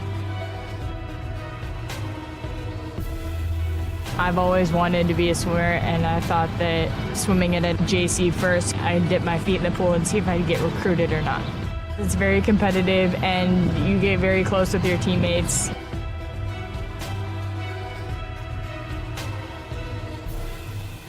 I've had athletes get their master's degrees, become doctors, chiropractors, lawyers, city council members. I think the best part of my job is getting phone calls from different types of employers that want to find out about some of the athletes that I've had in the past. Yeah, I was able to get a scholarship to Cal State Fullerton through academic success and athletic success here through teachers and coaching. It's like a family. I mean, we're always looking out for each other and always making sure, hey, what can I do for you? I got a student that needs this. Hey, I got somebody that needs this class, or I have this class open. What can we do for your athletes? I've seen MJC make a difference in the life of student athletes with the priority registration. If you're a high schooler and you want to come to MJC, you can expect great coaches, a great counselor, and great student success specialists to help you along the way. We're there from start to finish. Even when you go to transfer, we even assist you after transfer. The philosophy of our program is we're a student transfer program, so our job is to get the students in and get them out. We want the parents to know exactly what's going on and what we're trying to do from an academic to an athletic standpoint. We always end up winning, we always being productive, we're always at the end, and the results of MJC and all the athletics are second to none. From what we start with to what we end with are not the same students. They come here and they get faster, or they get stronger, or they're a better player or a better teammate or whatever it is. They all succeed. Always had dreams about playing college ball, and ending senior year without any offers to play big D1 ball, kind of heartbreaker. But I ended up grinding it out, hit the gym, made it happen, went to MJC, and got it done. I am signing with the Colorado University, go Buffaloes, got a full ride scholarship.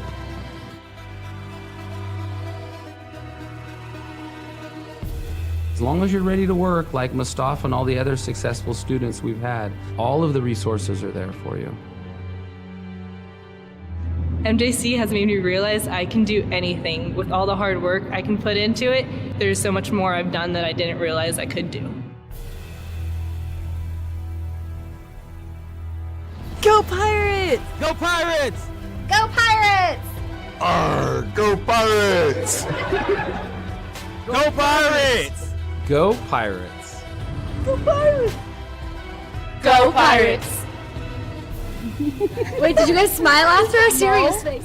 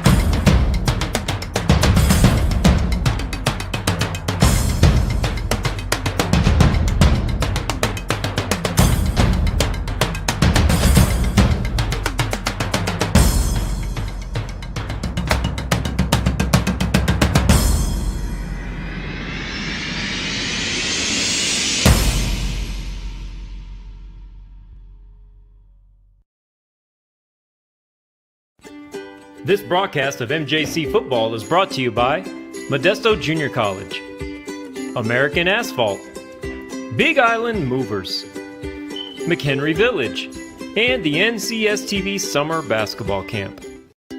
Big Island Movers is a fully licensed and insured full-service moving company in Modesto.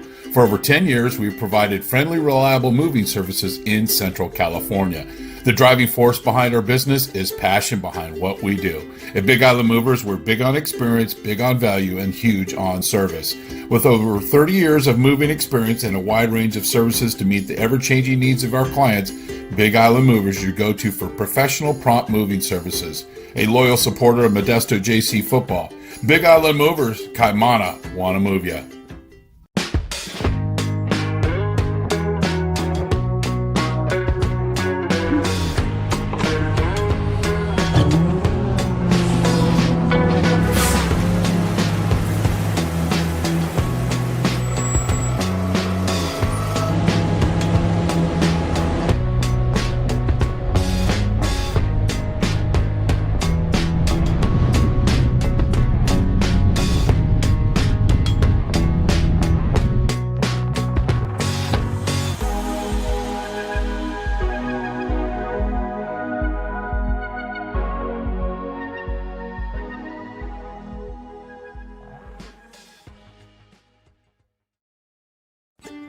This broadcast of MJC football is brought to you by Modesto Junior College, American Asphalt, Big Island Movers, McHenry Village, and the NCSTV Summer Basketball Camp.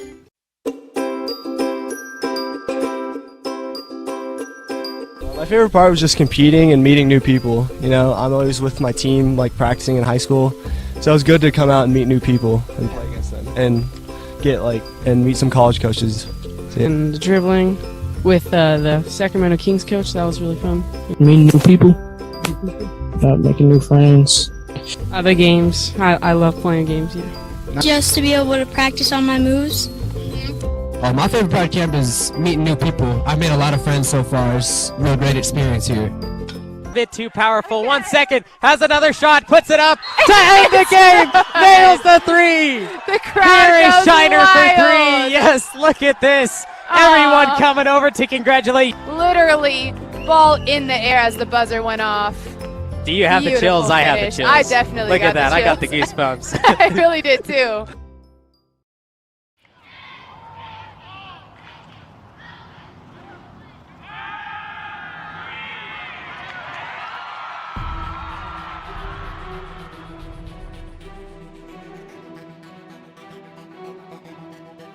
MJC has the largest athletic program in Northern California with 21 sports being offered.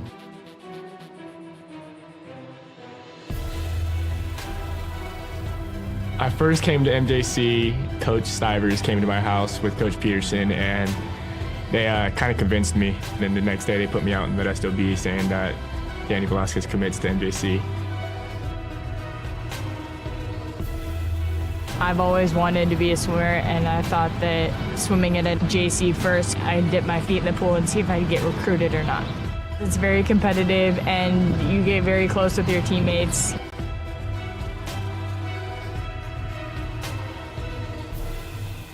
I've had athletes get their master's degrees, become doctors, chiropractors, lawyers, city council members. I think the best part of my job is getting phone calls from different types of employers that want to find out about some of the athletes that I've had in the past.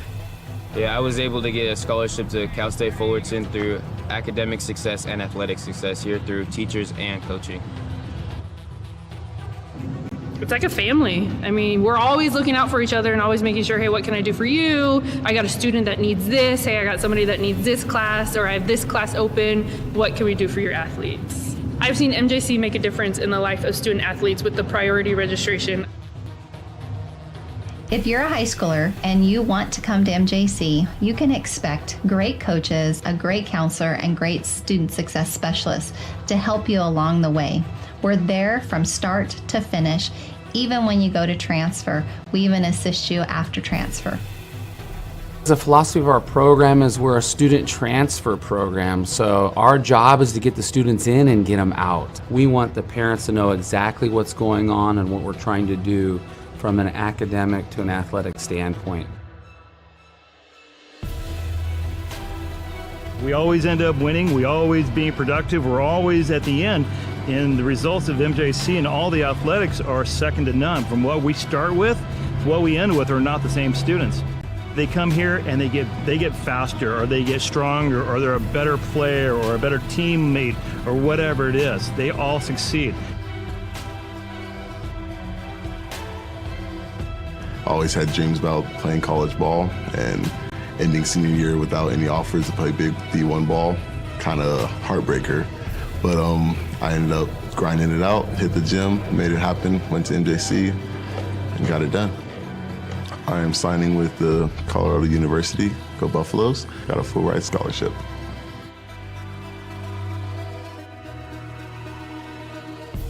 As long as you're ready to work, like Mustafa and all the other successful students we've had, all of the resources are there for you.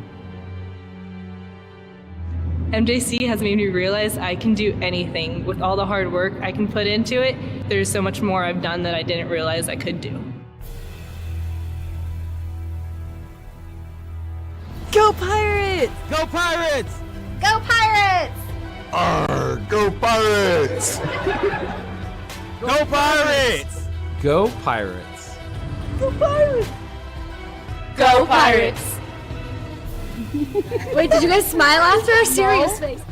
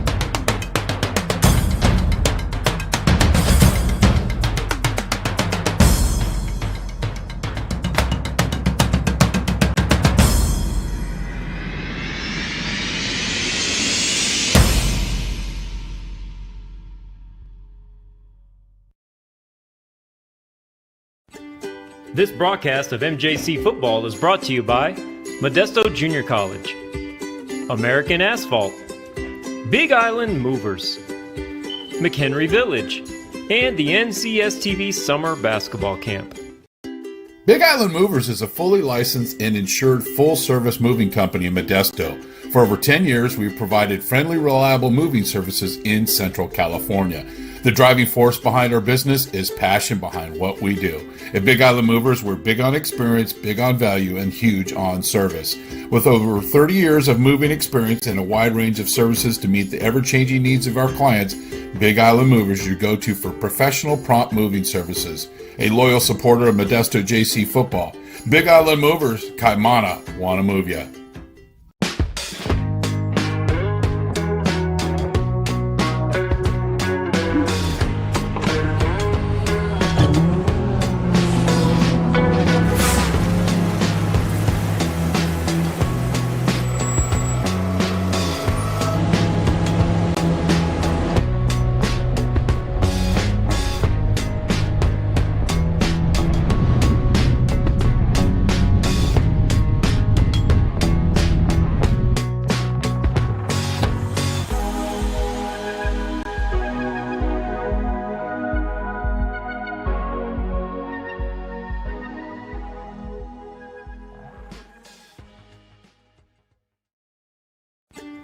This broadcast of MJC football is brought to you by Modesto Junior College, American Asphalt, Big Island Movers, McHenry Village, and the NCSTV Summer Basketball Camp.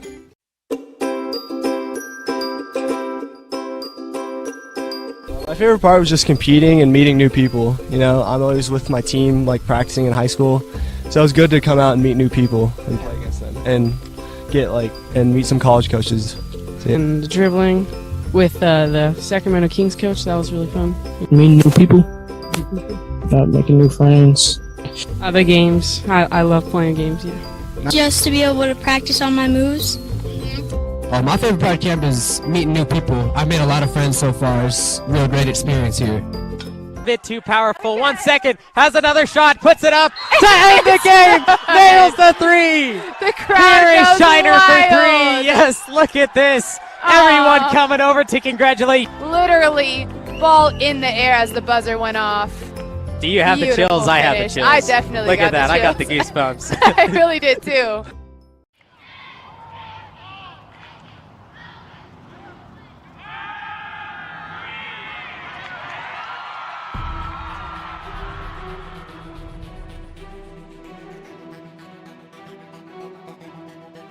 MJC has the largest athletic program in Northern California with 21 sports being offered.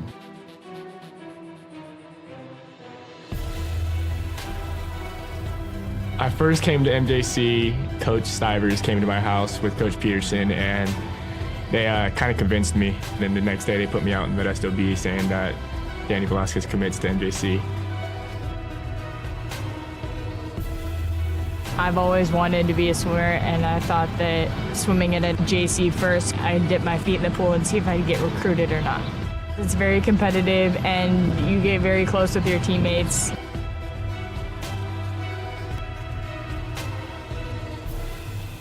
I've had athletes get their master's degrees, become doctors, chiropractors, lawyers, city council members. I think the best part of my job is getting phone calls from different types of employers that want to find out about some of the athletes that I've had in the past.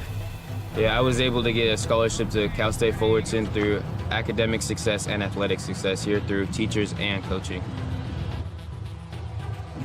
It's like a family. I mean, we're always looking out for each other and always making sure, hey, what can I do for you? I got a student that needs this. Hey, I got somebody that needs this class, or I have this class open. What can we do for your athletes? I've seen MJC make a difference in the life of student athletes with the priority registration. If you're a high schooler and you want to come to MJC, you can expect great coaches, a great counselor, and great student success specialists to help you along the way. We're there from start to finish. Even when you go to transfer, we even assist you after transfer. The philosophy of our program is we're a student transfer program, so our job is to get the students in and get them out. We want the parents to know exactly what's going on and what we're trying to do from an academic to an athletic standpoint. We always end up winning, we always being productive, we're always at the end.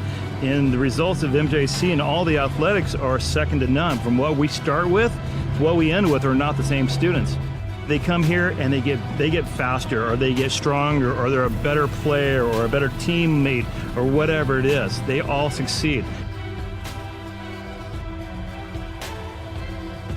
I always had dreams about playing college ball, and ending senior year without any offers to play big D1 ball, kind of heartbreaker. But I ended up grinding it out, hit the gym, made it happen, went to MJC, and got it done. I am signing with the Colorado University, go Buffaloes, got a full ride scholarship.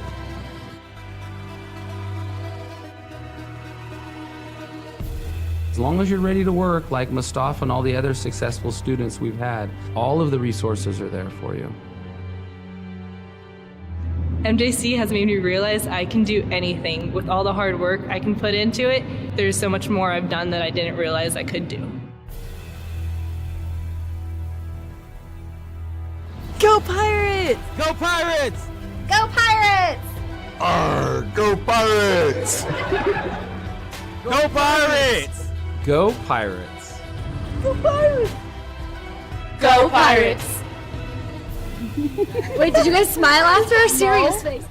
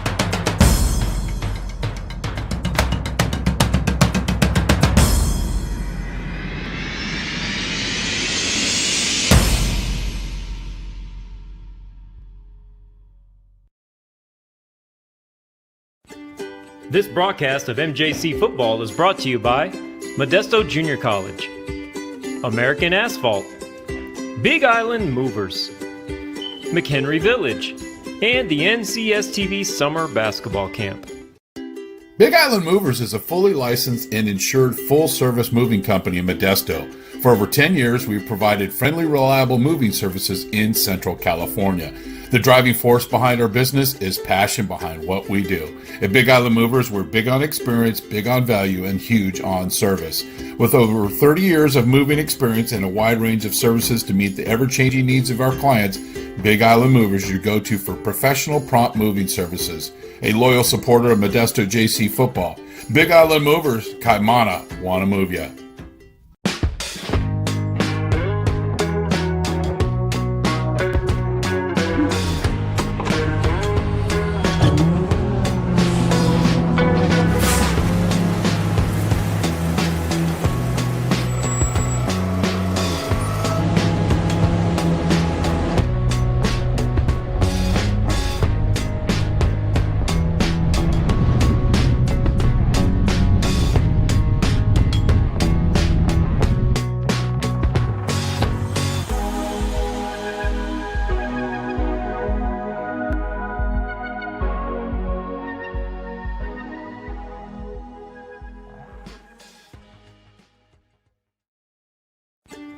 This broadcast of MJC football is brought to you by Modesto Junior College, American Asphalt, Big Island Movers, McHenry Village, and the NCSTV Summer Basketball Camp.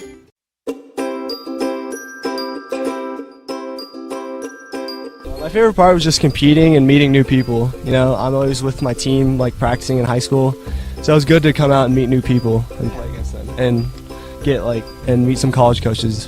And the dribbling with the Sacramento Kings coach, that was really fun. Meeting new people, making new. Second half is just about underway. The Modesto Junior College Pirates lead the Diablo Valley College Vikings for the 2021 NorCal Grizzly Bowl. I'm Levi Flores along with Jeremy Hurtado. We just got word that City College of San Francisco beat the College of San Mateo 20-17 to advance into the state final. Hunter Ridley set to kick off here for DVC. Absolutely right. That was on NorCal Sports TV. You can go back and watch that on demand anytime you'd like. De Jesus on the return, moving right side, gets big yardage, breaks free once again, getting past the 50 into Viking territory, flag flying at midfield. But for right now, a good start as they start from the 45. Yeah, nice tackle there on special teams once again is Sam Von Felden, but there's going to be a block in the back penalty on MJC. It's going to push this back into MJC territory, probably back to about the 35-yard line as it happened around midfield. Right on the Modesto sideline there, the guy hit him right in the back and then put his hands up like, I didn't do anything. And as soon as he put his hands up, the flag came flying. It's the universal quote of, yep, I'm guilty. So they're actually going to mark it from the 45-yard line, and we got a sideline warning on DVC as well, but that's going to push the ball back about the 35-yard line. Blocking the back, the call against the Pirates. Back the ball up. So it negates a big return. Still a decent return, though, 35-yard line.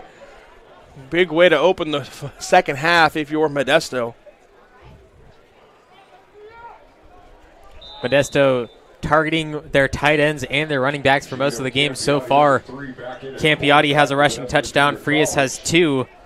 Third in the state in rushing touchdowns as Campiotti starts the second half with a throw to De Jesus down to the 30 and taken down at the 25. Modesto with a big play to start off the third quarter. Yeah, nice job of finding Isaiah Dwell. Actually, Frank Clark, I'm sorry, with the reception for the Pirates. Clark out there at that slot receiver position 29. Able to pick up the big play for the Pirates. Set them up first and 10 from the 25-yard line. Big shot play right out of the second half gate.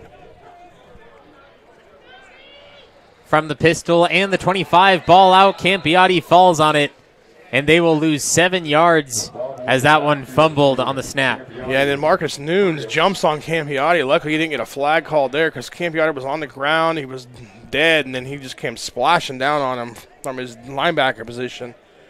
6 foot, 240 out of Justin Sienna. Saw Campiotti there moving his arm a little bit, too. Yeah, landed on it quite hard. You're on the ground laying there. You kind of relax, and then all of a sudden, bam, somebody jumps on top. You easy way to separate a shoulder, something like that. So it's good to see Campiotti get up. Looks to be okay after the big loss of 6. 2nd and 17. Ball out once again, very low snap. Campiati picking it up, looking to throw in deep, deep trouble, throwing last second. Nearly picked off and falls incomplete. Yeah, Anthony Tyner there almost with the pick. Back-to-back bad snaps by the center, Alejandro Ramirez, setting things up in negative situations for the Pirates. Third down and 17 for the Pirates. Luckily, Campiati was able to go back, pick it up, and try to make a play instead of losing a good 20, 30 yards as Campiati was running back. He was able to throw it, go back to 3rd and 17. Now some confusion as De Jesus doesn't get the call, finally gets it from the receiver out wide, Frank Clark. DVC making some noise on their sideline as Campiati staying in the pocket, throwing deep right side, and incomplete once again. Modesto crowd wants a pass interference call. Yep, there on the coverage was number 13 for DVC, Tanner Cooper, and I thought it was pretty good coverage. I thought he kind of got in trouble there as he made a little contact, but he turned his head back, looked, and I thought he made a play for the ball, so I thought it was a pretty good no call. And if it's an offensive coach saying it was a pretty good no call, then it's usually a, good job by the officials. They do a decent job 90% of the time, even though coaches want to say that's a little less, but I think it's probably 90-95% of the time they get the right call. And, so, hey, give them the benefit of the doubt. 4th and long, Modesto knocking a punt here. They'll go for it. That was Lucas Curtis, the intended receiver, as Campiati looking to throw again. He will go to Curtis, and he has him this time, but no, it falls out of the hands at the 20 and turns it back over to the Vikings, who will have their first drive of the second half. Yeah, and even if he made the catch, I'm not sure he makes the first down. He caught it 5 yards short of the first down. Cooper and Tanner were coming up to make the tackle for the Vikings. Not to say that he couldn't have broke the tackle, but one of those things where probably wouldn't have got it either way, but it does give DVC at under 10 yards by not making the catch.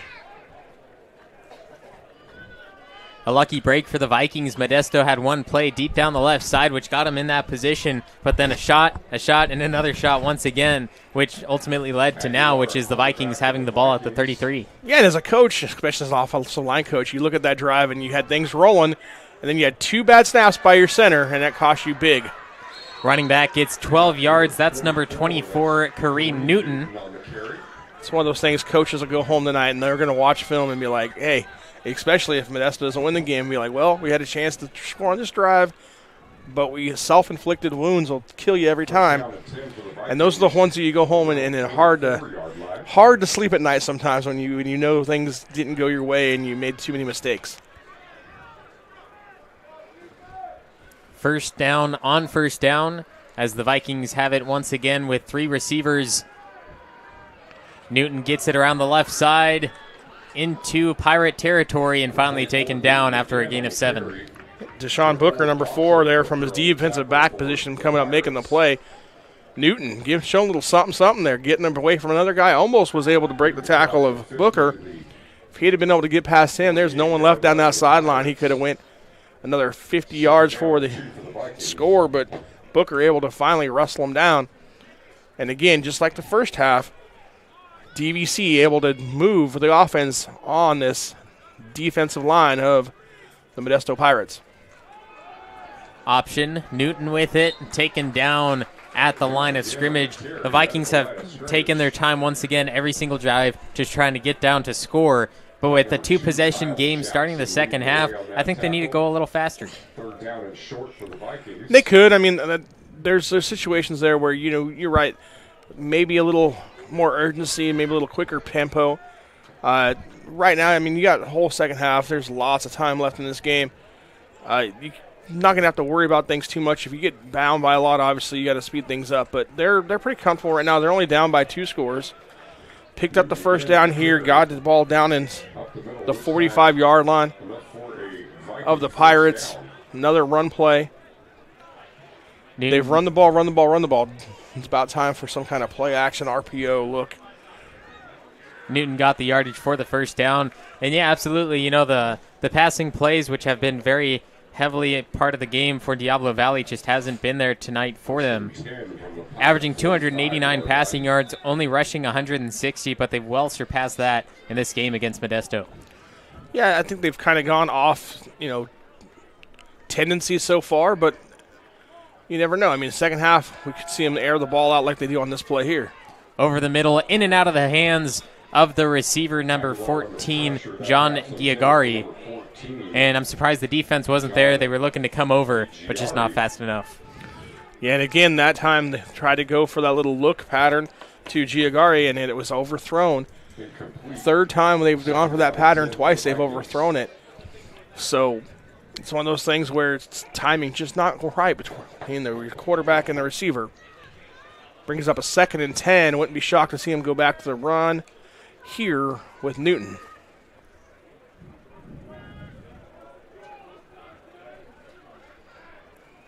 Newton on Graham's left side. Play action. Looking deep, one-on-one. Giagari falls out, incomplete. Yep, that time they had him. Just ball was underthrown because the receiver, Giagari, had a step on the defender. The other number 14, Tyler Rathjen, out of Linden, was beat.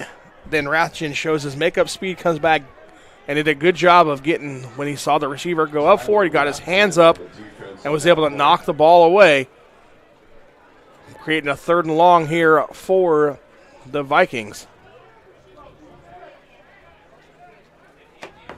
Running back split out. The spread offense for Graham. And a big hit taken down for a loss, but the ball came out. They're going to say it's an incomplete pass. A massive defensive stop. You can hear the clink of the pads all the way up in the booth. Yeah, that was a huge hit that time put on by number 35, Justin Frazier, from his linebacker position, sophomore out of Modesto. Comes up on the blind side of the quarterback, bringing 6. They can only block 5 with that empty set. Usually the quarterback, the offensive line will slide to protection and can give the guy that's going to be free to the quarterback's front side so we can see him and know, hey, that's my guy. This time miscommunication on the offensive line, and the quarterback has to, check his helmet and make sure everything's there still after the hit. Another fake punt. Going to pick it back out to the punter, throwing, and it's intercepted. Modesto, the defense absolutely dominating in this one. Yeah, that was the same trick punt they did earlier. That was the third part of it. They had that guy in the option. Last time, instead, Booker kept it, or actually it wasn't outside, it was Fielden. Kept it last time and came up short. This time he pitched it back to the kicker. Kicker's throwing a football. I don't know. Might have got out too cute there. You're only down 2 scores. Kick the ball down there. Make a stop. Play good defense. Get the ball back. Instead, you try to go for it. I'd rather see, if you're going to go for it, just line your offense up and play football. But we'll see what happens here. Modesto back with it. Campiati gets the defender off his feet, but throws it back to the line. Hunter Ridley, who threw that past the punter, he was 100% before that. He had the one attempt, one completion that got him 26 yards, but this time couldn't quite do it for the team. No, and then this pass on the play for Modesto was intended for their tight end, Dalton Dorset, out of Central Catholic. 6'4", 240 yard, or 240-pound freshman for the Pirates. Like I said, I mean, kickers, hey, they do their job. They kick the ball. They do a good job of that. Throwing the football, maybe not so much. Leave that to the quarterbacks. If you're going to go for it, line up on 4th down and go, hey, 4 wide receivers, 5 wide receivers, throw the football with your quarterback. Instead, big turnover for the Pirates. De Jesus with the reception, getting 7 yards. Give it 8, 3rd and 2.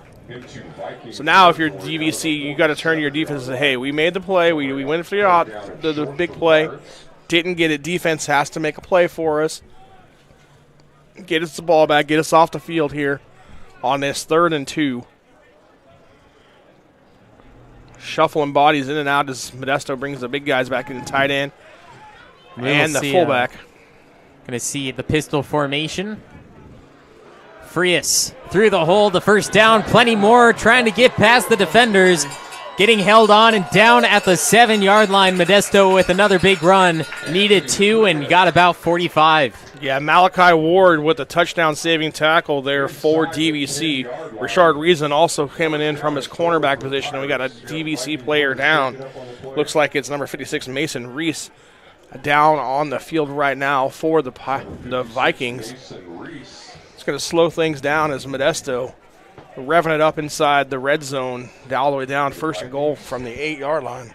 27-14, the Pirates lead over the Vikings at the 2021 NorCal Grizzly Bowl.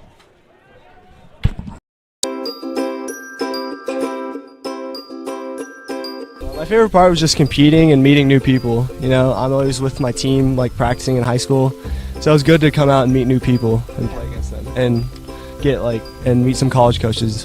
And the dribbling with the Sacramento Kings coach, that was really fun. Meeting new people. Making new friends. The games. I love playing games, yeah. Just to be able to practice on my moves. My favorite part of camp is meeting new people. I've made a lot of friends so far. It's a real great experience here. A bit too powerful. 1 second. Has another shot. Puts it up to end the game. Nails the 3. The crowd Here is goes Shiner wild. for 3. Yes, look at this. Everyone coming over to congratulate. Literally, ball in the air as the buzzer went off. Do you have the chills? Beautiful I have the finish. chills. I definitely Look got at that. the I got the chills. goosebumps. I really did too. 27-14, the Modesto Junior College Pirates leading the Diablo Valley College Vikings. I'm Levi Flores along with Jeremy Hurtado. 10 minutes left in the 3rd quarter. Absolutely, and we still got a guy down here on the field. Looks like it's working on a lower body injury here for the Viking rather. Again, 56 Mason Reese, the 6'3", 295-pound freshman out of Los Lomos, Walnut Creek. As the trainers are down there looking at a lower body injury. Looking at his left knee specifically. So far for Modesto, the touchdowns free us with 2 rushing, Campiati with 1. And they're one of the leading rushing touchdown leaders in the state. They're 3rd, and they have 31 on the season. They're inside the red zone. Do they do it again? Yes. I think they're going to go back to the ground game again. I think Campiati is going to get that option look, and it's going to be him and Frias going up the middle. We'll see Campiati put it in the end zone. That's my prediction. Player finally being taken out of the field, Mason Reese, once again with a knee injury. Like you said, you think they're going to run it right up the middle like they've done so far? Yeah, I think we're going to get that look where they kind of run that option look. And they bring in the receivers. Got 3. A tight end. No, tight end. Actually, we got a different look as number 15 comes in. Peyton Bass for the first time tonight out of Pittman. He comes into the ball game as their running back. Peyton Bass, the 6th leading rusher on the team. Campiati takes it himself, hit at the line, and gets 1 yard. Bass went in motion, but Campiati runs that quarterback power right behind the right guard that time. Picks up about a yard. Peyton Bass, 5th game this season, 13 rushes and has 1 touchdown under his belt, and he will stay out there on the field as they bring off their tight ends. Yep, 3 receivers set this time. Actually, it's going to be 4 receivers set as one comes in late. That's number 20, Darius Hyde, out there playing slot receiver on the right side. 4 receivers. Still, if I'm DVC, I'm looking run. Some kind of quarterback run option look.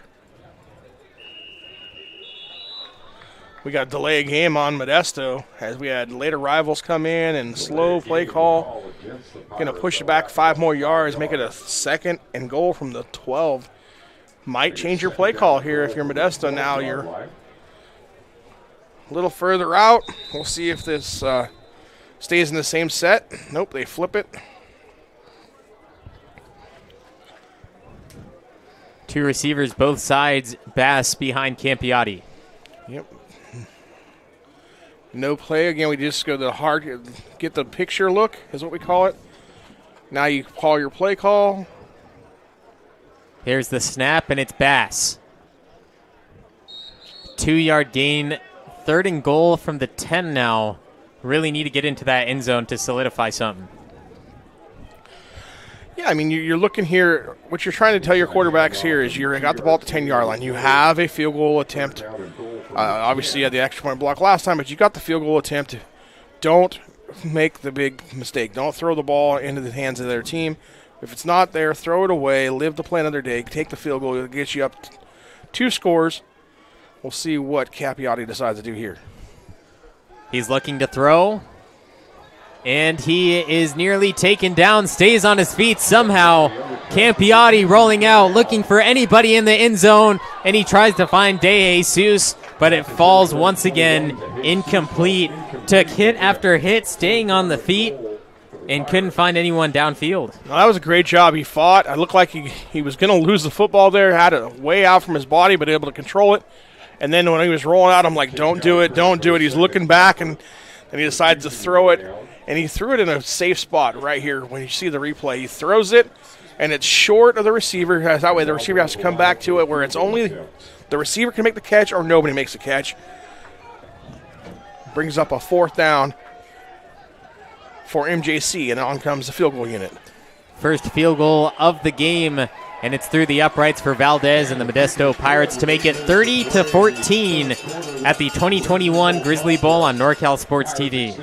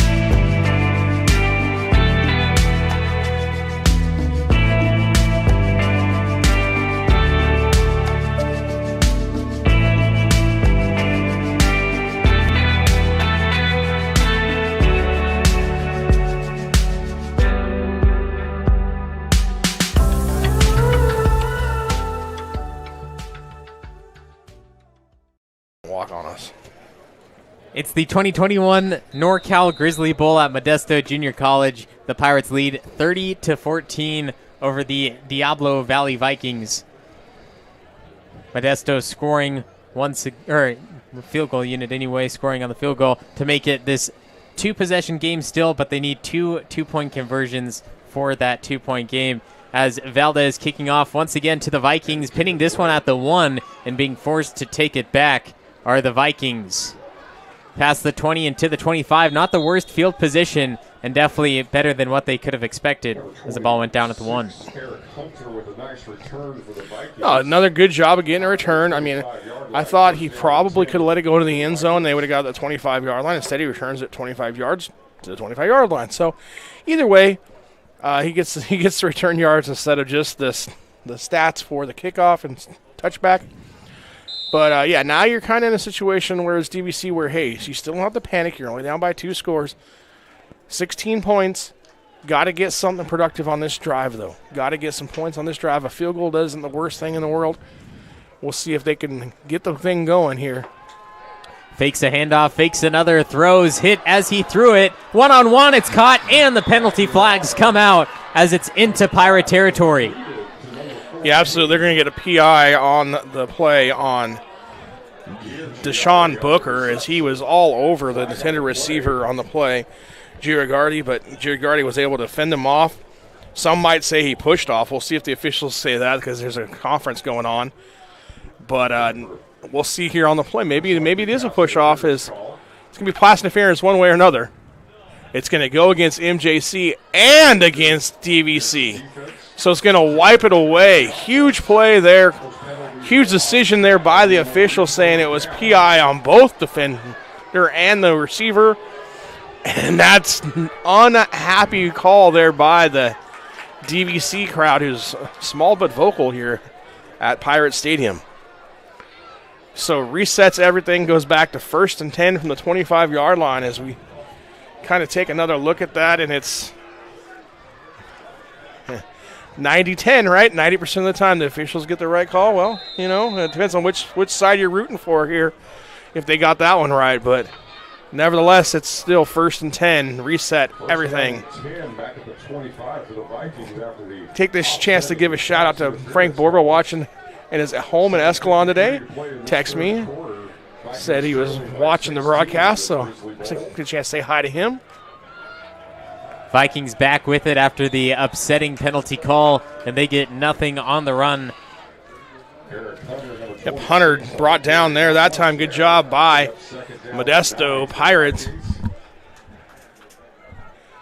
Doing a better job here in the second half containing that run game than they did in the first half. Now we'll see if DVC can regroup. You had a big play wiped away on a penalty. We'll see if they can mentally get back into the game here and get this drive going. Looking to throw right side, wide open receiver, 5 yards deep, and gains the first down for a fresh set. Yep, Darius Hyde there on the coverage. Great job there by McFall. He just ran a little hitch route, made the catch, then spun out, gets upside the sidelines for the first down. Big conversion needed there by DVC, and they make the best of it. Taking their time once again. There's about 22 minutes left in this game. 2 possessions with 2 two-point conversions. And the Vikings need to get rolling a little faster. Another pass to the right side. Gains 10. Still fighting for more as he steps out. Yep, again, that's John Giagari on the catch. Picks up about 9. They're going to mark him out of bounds at about the 45-yard line. 2nd and 1 for DVC. And if I'm Modesto, hey, it's alert time. Shot play, a possibility here.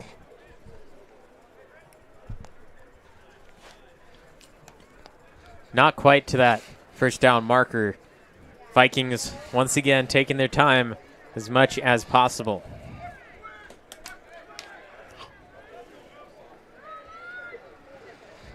Four receivers, hands it off. Newton gets the first.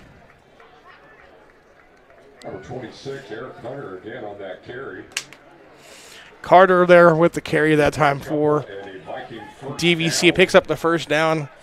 Again, clock running. 6 minutes left to go here in the second half, or the third quarter rather.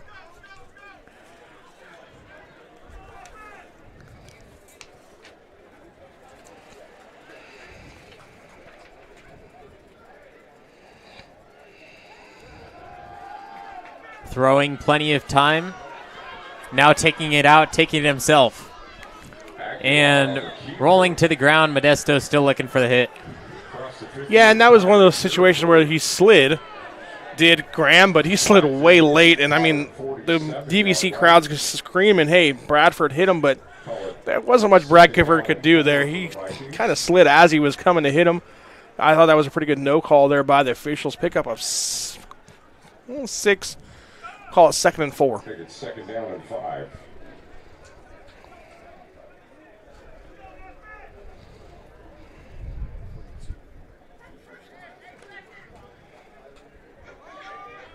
Graham has an empty backfield. The spread offense, the snap low once again, throwing over the middle, caught and down just at the yardage to gain from Jamal Cornwell. It's been a while since we heard from him. Good to see him back in on the offensive side of the ball.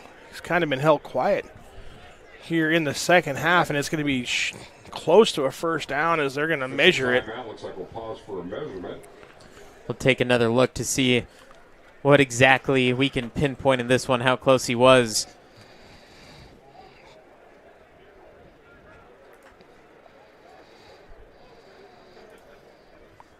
Definitely a close one. It's all up to the spot of the ball. They stretch the chains out. I think he's going to be just short. And they're going to say he's about a half a link short, as DVC's players are going, really? But they're actually going to mark him just about a half link short, so it's going to be 3rd down and inches for the Vikings. Inches.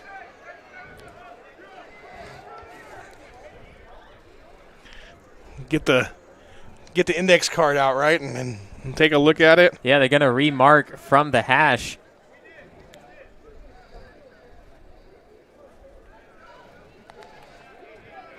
Third, and I'm going to say centimeters, not even inches at that point.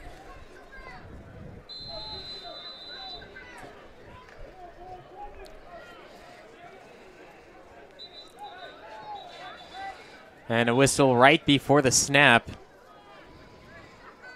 Yeah, I don't know if the official hadn't given the ready for play because the chains weren't set yet.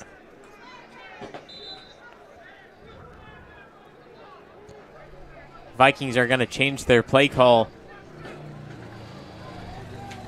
Get up to the line quickly from the gun. Tight offense, handoff, bullying through, gets the first, number 35, Dylan Seeley. Yeah, that's that fullback dive again that just hand it off to him, let him get the first down. Nothing fancy there. That's just old school big boy football there.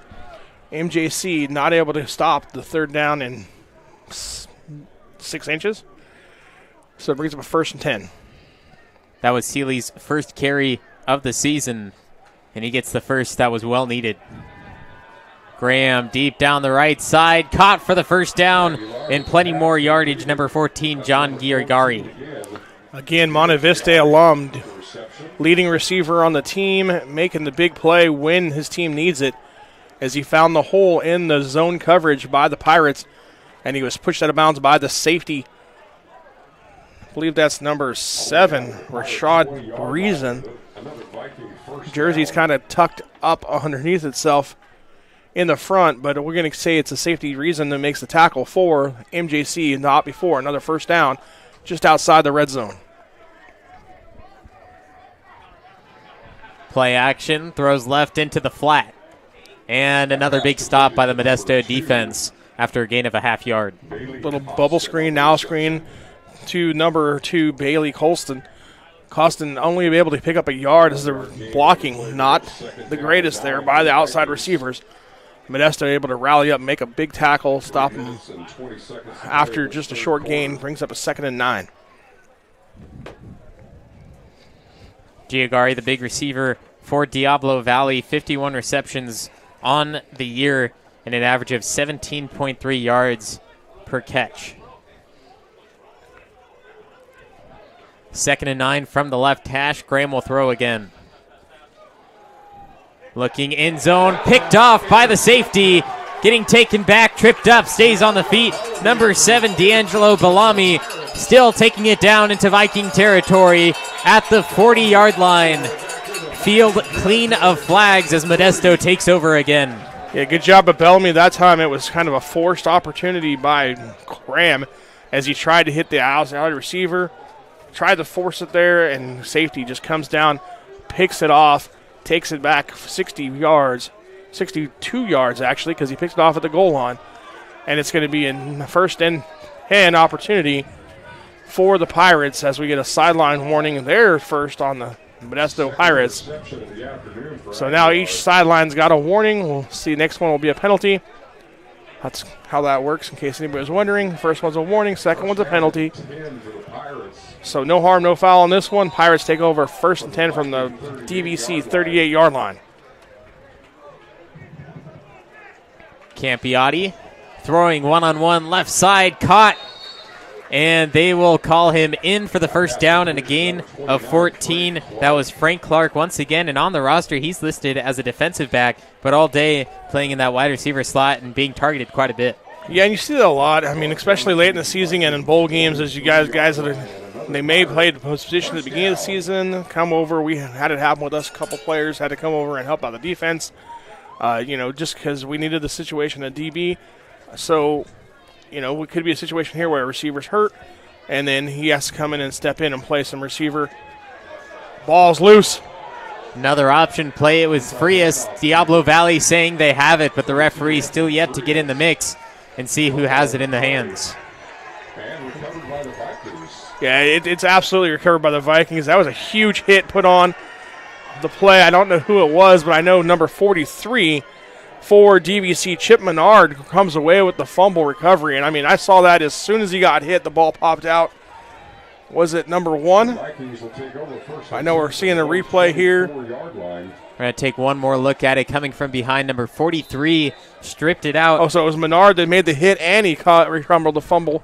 So good job there by Chip Menard to make a huge game-changing play. Another Monte Vista alumni playing for DVC. Graham looking at his wrist for the play call, hands it off. Newton not able to get much there on the run. Still down by 2 possessions here as we go under 2 minutes left to go in the third quarter. Modesto defense done a good job here in the second half of not allowing any points. They've given up some yards. Twice DVC has driven down the field, but twice been turned away by the MJC defense.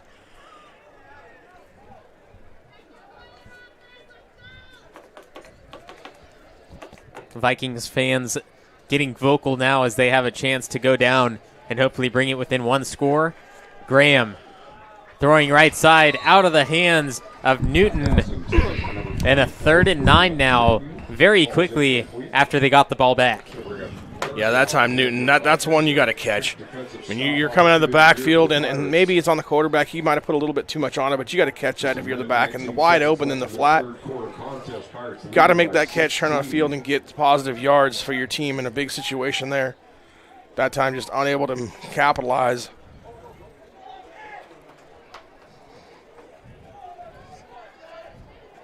Vikings need 10 to stay alive in this drive. Graham throwing deeper. Sideline, out of the hands, incomplete, no flags down. Yeah, but again, intended for number 14, Girardi. But on the coverage for Modesto was number 28, Zelmar Vender.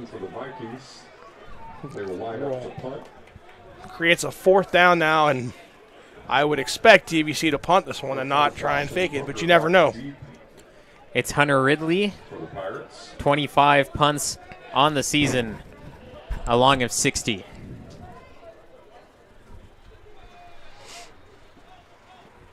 Gets it to the punter, no fake this time, a beautiful one, traveling down to the 30, checks up there, and from the 35, Modesto will get the ball back. Touchdown at the 35-yard line. Pirates will take over first and 10. Good punt there by DVC. Lost about 5 yards on the bounce, but nevertheless, Modesto takes over at their own 35-yard line.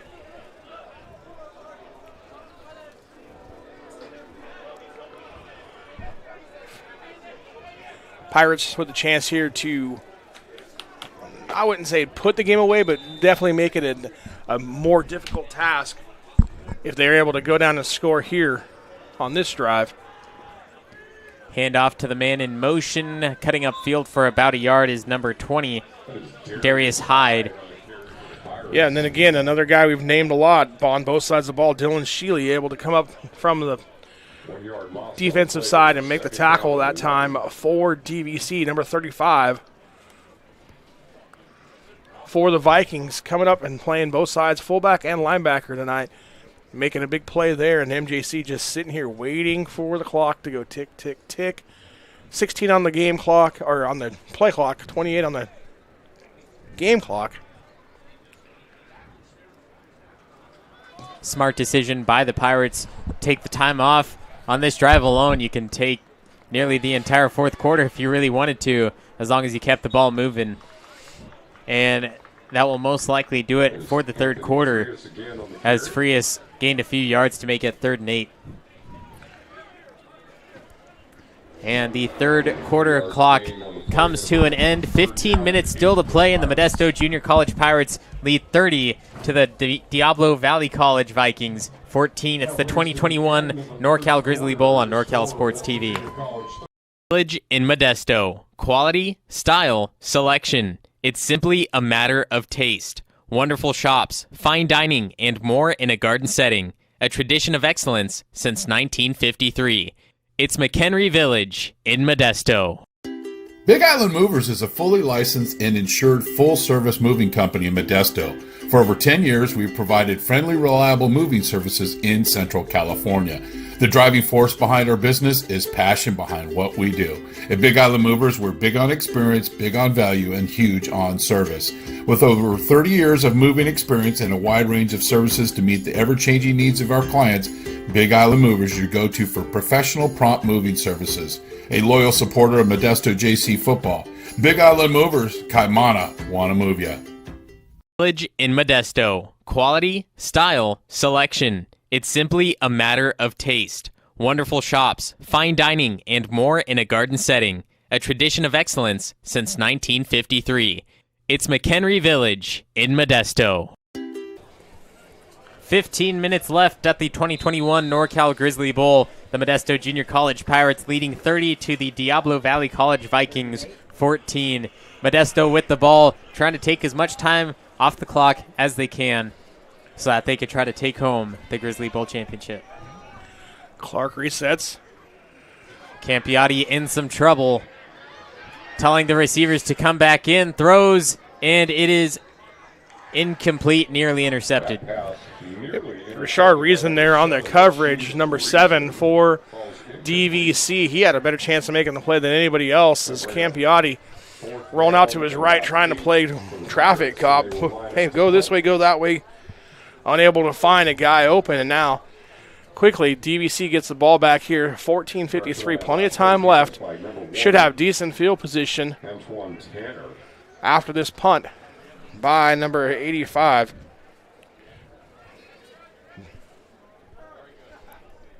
Sorry,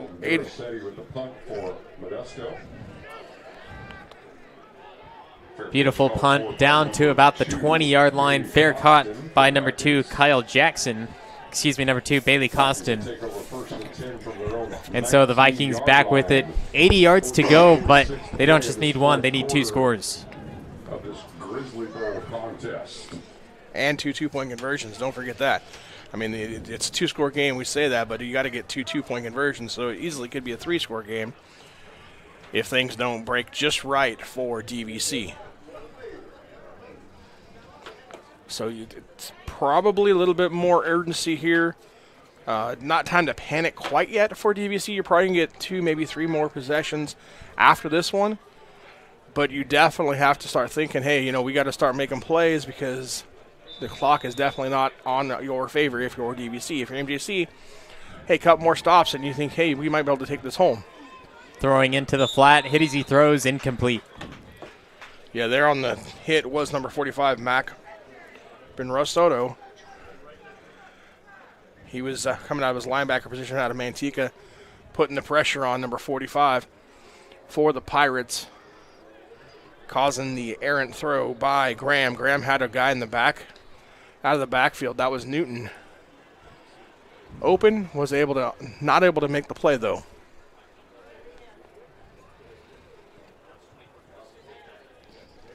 Fake play here for Diablo Valley, getting around the right edge. Nice yardage. Faked me out. I saw the quarterback move to the left side, and the ball was snapped immediately. Yeah, that was the quarterback, going in motion, direct snap back out to the running back. That time, Newton takes the run, picks up 6. I'm sure the Vikings were looking to get more yardage than what they did on that, but it did work out. 3rd and 4. We'll probably see the arm of Graham.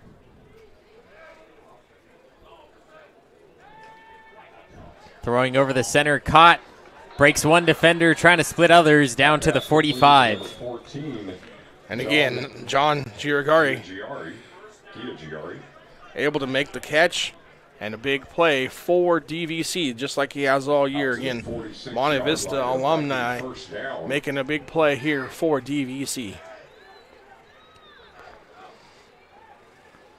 Nearly got the defense to jump.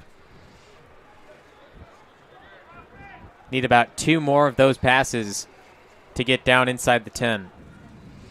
Graham looking left side. Similar play, and it's out of the reach. And a penalty flag. Pass was intended for Cornwell down the sideline. There on coverage was number 7, D'Angelo Bellamy. And I don't know. I thought that was pretty good coverage. Watching Looked it like they were live. running side by side. We see here on the replay. Yeah, he might have got a little hand on him and grabbed him. Defensive guys are always cheating anyway, so pass interference is the call. First down inside the 40, about the 39-yard line for DVC. Territory down to the 39-yard line. First down and 10 for the Vikings from there. First and 10, 39-yard line. Our DVC come out, split 2 receivers each side.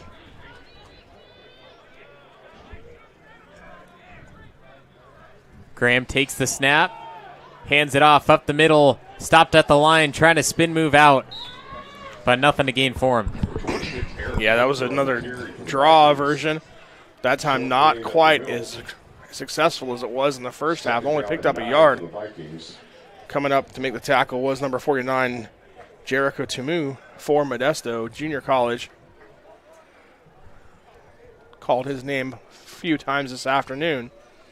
Brings up a second down and 9 for DVC.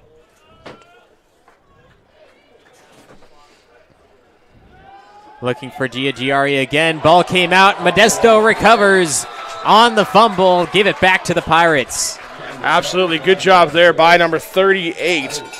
E.J. Johnson coming up from his defensive line position. He ran by the quarterback and just swiped at the football, knocked it loose. And then the Pirates able to come up with it. Huge defensive play there for MJC to get the ball back. Now they got a chance to run some clock off.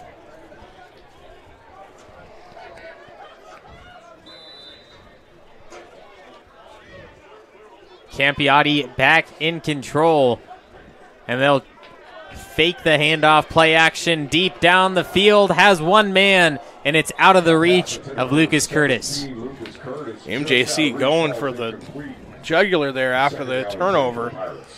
One man route, hard play action, rolls out to his right. It's one receiver versus one DB, and that time was just overthrown. Passes intended for Curtis, like you said.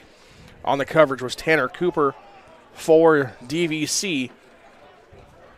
Brings up a second and 10 for MJC.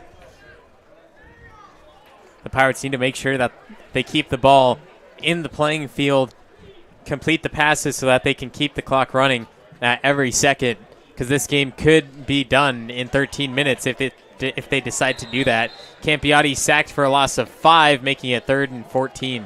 Marcus Nunes, number 47, coming up from the linebacker position. 6 foot 240 out of Justice Siena, broke through, makes a big TFL and a sack for the Vikings.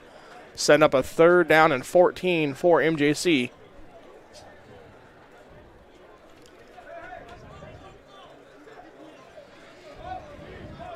Hard count again, and now check coming from the sideline as they switch the formation.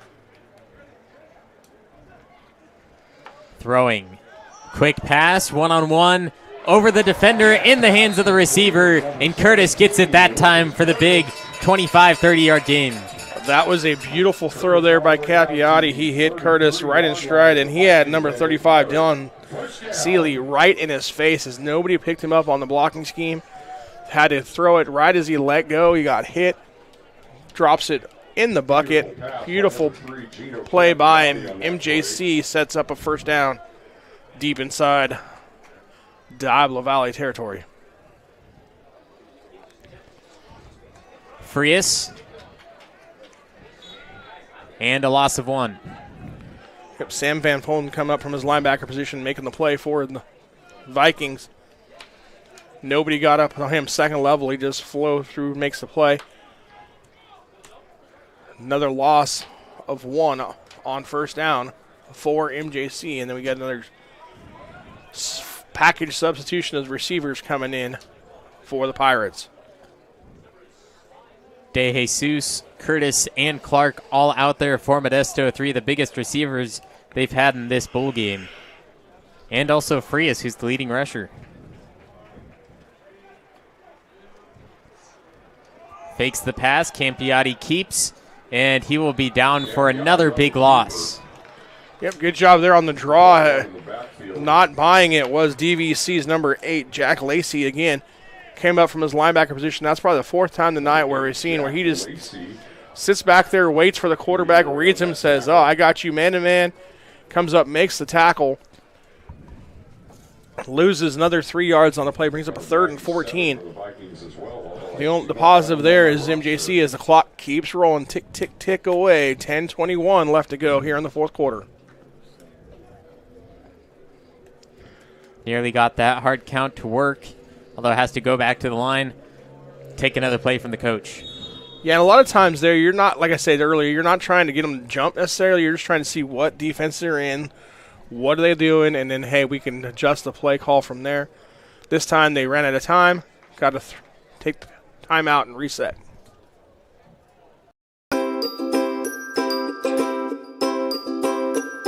What's your favorite part of this camp so far? My favorite part is meeting new people, such as teammates and old friends that came earlier. I really like the one-on-one training. The coaches really tried to get like the connections with the kids during the camp, so I think that was a really good part of it. I liked the drills, the ball handling drills, and shooting drills. I think, one thing that's very underrated here at the camp was like meeting new people, because I thought there was going to be like very little people here from all around here, but there's people from Oakland, there's people from Atascadero, way far, and just got to meet new people.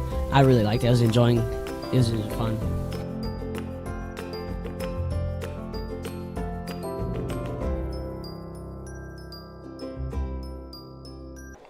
The 2021 NorCal Grizzly Bowl, Modesto Junior College Pirates leading 30 to the Diablo Valley College Vikings. 10 minutes left to play in the 4th quarter, and Modesto looking to throw on 3rd and long as that one falls incomplete. Yeah, that time 3 defensive backs there on the coverage of Curtis. That one luckily just falls to the ground because number 23, Jelani Brown, had a chance to pick that, and there wasn't anybody in the way of him in the end zone for the Vikings. And now it's 4th and long. MJC going to line up. I wouldn't be shocked to see a quick hit here by Calpiati. And there is the kick, and it's right into Coffer's corner. Takes the bounce to the left side, but fell about 1 yard into the end zone. Not quite into the Coffin's corner, as you call it. So back to the 20-yard line. The Vikings will go on offense. Yeah, that was a good attempt. He almost got it to drop there. When it was in the air, it looked like it was just going to sail into the end zone, just kind of died and fell at the 2. Took a hard left turn, goes out of bounds. Now it's 10:01 left to go. Kind of do or die time now if you're DVC. Got to get some points. Even a field goal here helps you. Trophy to be presented to the winning head coach after the game, as well as awards for the offensive and defensive most valuable players. The ball will be set on the right hash. Get ready possibly for some hurry-up offense from the Vikings as they hand it off on their first play of this drive. Yeah, big play. Potential is trying to, everybody thinks we're going to throw, everything's going to throw. You try and just sneak a run in there.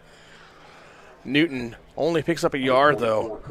Good job on the defensive side of the ball by the defensive lineman making the tackle between number 49, Jericho Tamu, and can't quite get that guy's number. I think it's 38, E.J. Johnson there coming up from their defensive tackle positions to make the play.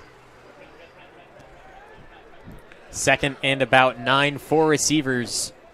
Graham in the gun. Modesto looking at a 4-man rush. In some trouble, rolling left. And the receiver incomplete. That's once again number 10, Jamal Cornwell. Yeah, that play was kind of messed up from the start. You got the receivers on the right side didn't seem like they had the same play call as the quarterback on the, because he looked to the right and then he kind of was like, okay, spun around and said, I got to find something. Threw it out to the left. Cornwell almost makes a catch, but looked like there were some hand signals going on, and the quarterback and the right side of the receiving crew not on the same page on that play.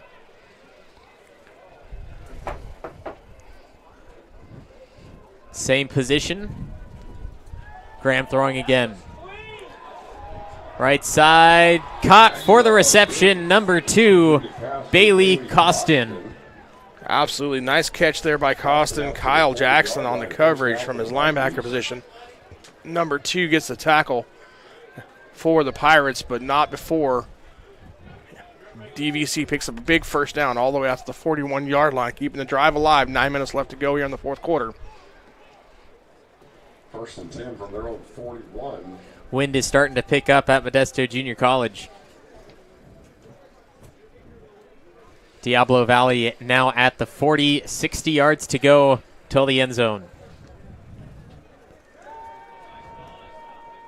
Graham rolling through the middle, tripped up, and a flag in the backfield. Yeah, I think we're going to get a holding call on number 50 for DVC. Right tackle, Damian Manford.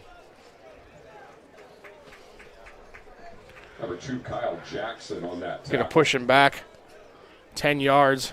Now negate the short run there by the quarterback. It brings up a 1st and 20. Call against the Vikings will back them up to their own 31-yard line, make it 1st down and 20.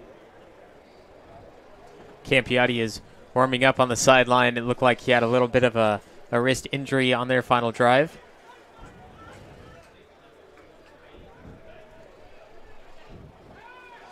Back to Graham and the Vikings. Screen pass left side. It's Newton, and he gains about 8. Pass completed to number 24, Kareem Newton. Newton just slips out there on the screen. Top to the left side. Not a bad play call. Pick up an 8. Now they go quickly. They're starting to go a little quicker as they go 3-by-1 formation. Call it 2nd down and 13. But then they still take their time, take the picture, get the call from the sideline. Probably one of the quickest turnarounds for the offense, getting back to the line. But like you said, going back to the sideline for the call. And Graham finally taking it. Looking left, one-on-one, and it falls short of the receiver. Yeah, one-on-one coverage there by number 11, Lamar Johnson, has defensive back position. Covering Giagari, and just underthrown. As if he could have connected with that, Giagari could have probably taken it to the house. No safety there on the post pattern. Unfortunately for DVC, just underthrown. Brings up a 3rd and 13 with 7:29 left to go here in the fourth quarter. A lot of new defensive players coming out for Modesto after that incomplete pass.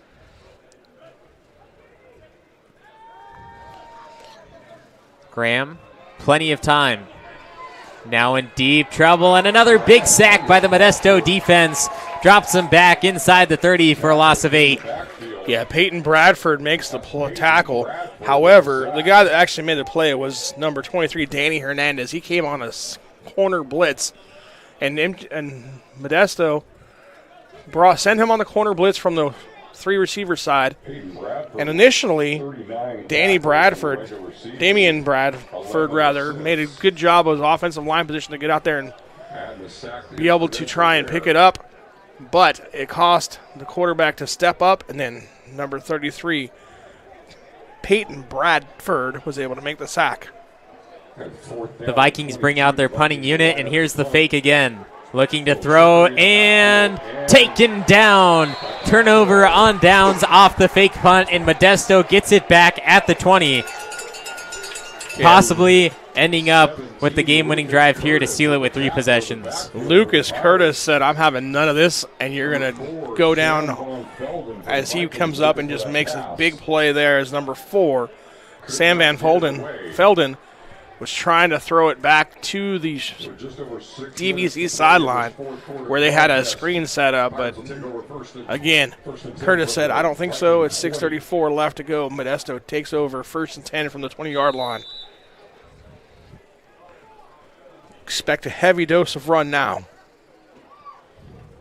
And it's Frias, of course, on the run, and he gains 1. Big tackle again by Jack Lacey, number 8. the linebacker for DVC, and then we got a player down for DVC, one of the interior linemen. 30-14, Modesto Junior College up over the Diablo Valley College Vikings. 6 minutes, 22 seconds remaining in the 2021 NorCal Grizzly Bowl. Big Island Movers is a fully licensed and insured full-service moving company in Modesto. For over 10 years, we've provided friendly, reliable moving services in Central California. The driving force behind our business is passion behind what we do. At Big Island Movers, we're big on experience, big on value, and huge on service. With over 30 years of moving experience and a wide range of services to meet the ever-changing needs of our clients, Big Island Movers is your go-to for professional, prompt moving services. A loyal supporter of Modesto JC football. Big Island Movers, Kaimana, wanna move ya.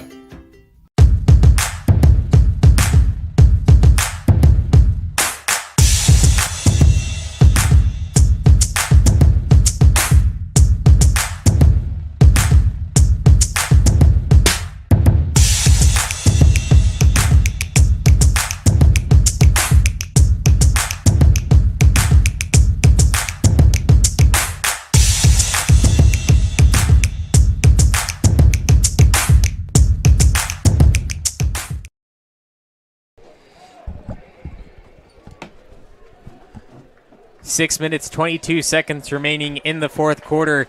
It's the 2021 NorCal Grizzly Bowl. MJC Pirates lead 30-14 over the DVC Vikings. Injured player finally up on his feet, making his way to the sideline. That was number 97 for the Vikings.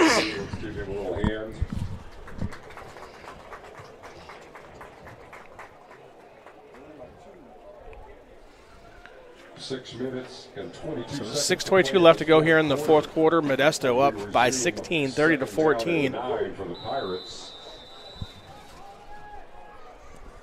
Modesto with it, finally back out on the field, and it will be Frias who gains big yardage inside the 10, still fighting for it as they finally taken down at the 5. Fresh set of downs, first and goal, and now they can just run the clock as much as they want. The 5-yard line or at the 5-yard line.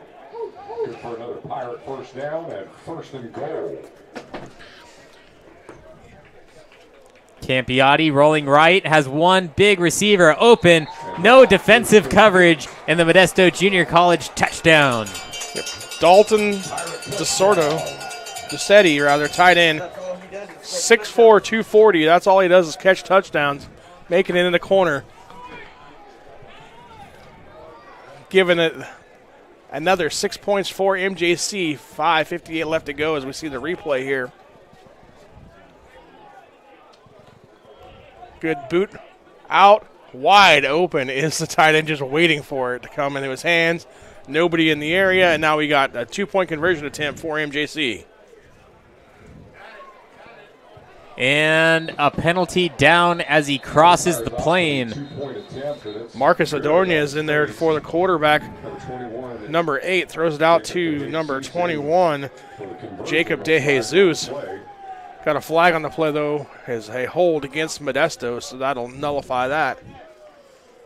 We'll see if the Pirates continue to go for 2 here, or if they send a kicking unit on.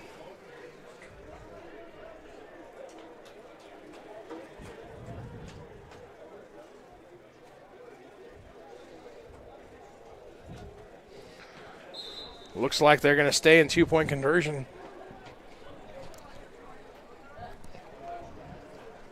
Modesto back out there. 12 yards, and they will switch up the offense. Marcus Ordonez alone in the backfield, trips to the right side, 2 open on the left, looks left, throws. One-on-one coverage and tipped by the defense, luckily for Jaden Davis, as he makes sure Modesto doesn't get that 2-point conversion that they really wanted there. 36-14, under 6 minutes to play at the 2021 Grizzly Bowl.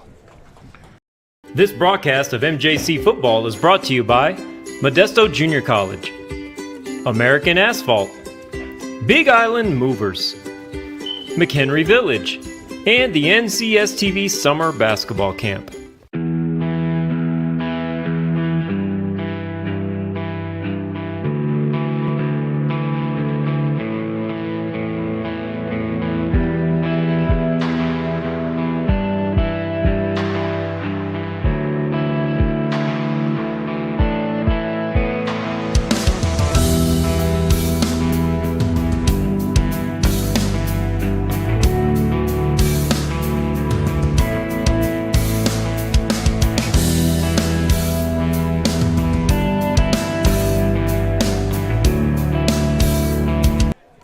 36-14 at the 2021 NorCal Grizzly Bowl. Modesto Junior College Pirates lead over the Diablo Valley College Vikings. Vikings getting the ball back, and they will start at about the 30-yard line on what could be their final offensive drive.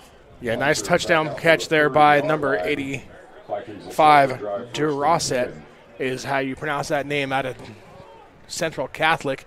Little help from some friends there. But nevertheless, 1st and 10 there at the 30-yard line for DVC. Down 3 scores.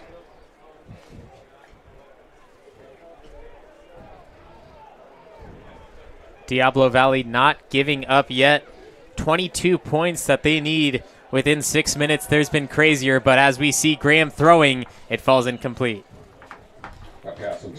Highly offended by that comment. Regardless, we digress. 2nd and 10 now by DVC. I wish I had stats. I don't have stats.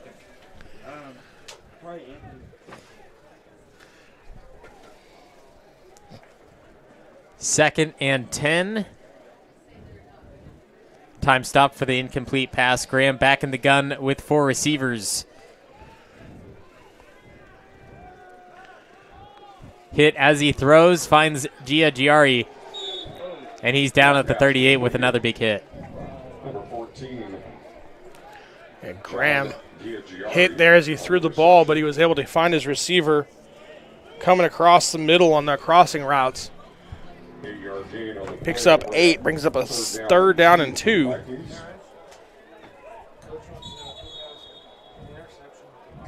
And a Modesto player falling before the snap. An odd situation here. 36-14 with 5 minutes, 23 seconds in the fourth quarter. College in Modesto. Quality, style, selection. It's simply a matter of taste. Wonderful shops, fine dining, and more in a garden setting. A tradition of excellence since 1953. It's McHenry Village in Modesto.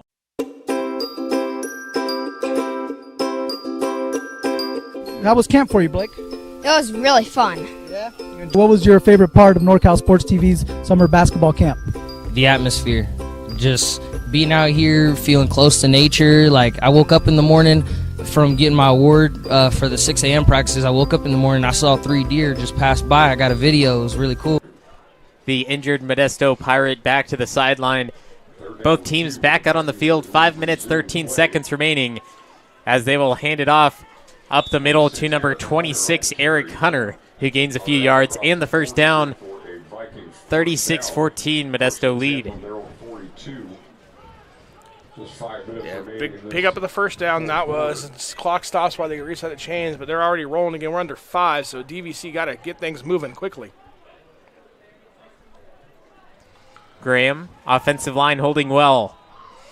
And it is caught for the 9-yard gain to number 19, Keani McFall. Good job of holding up by the offensive line, giving him time to throw.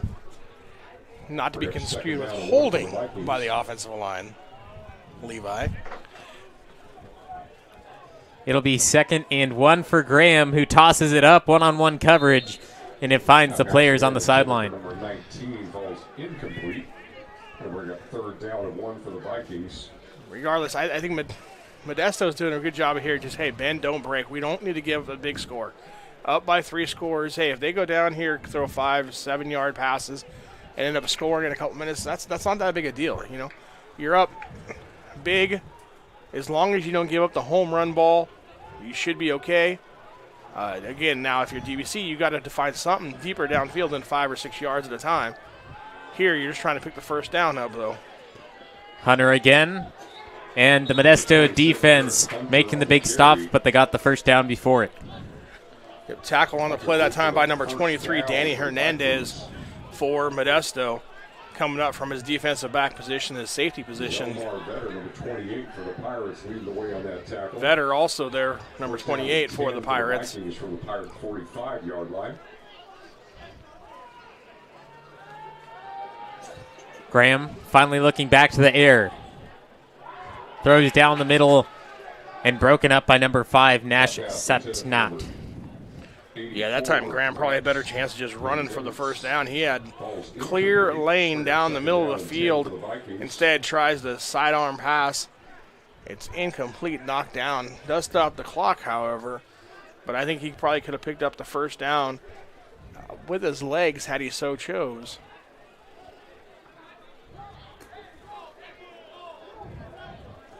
Vikings taking their time.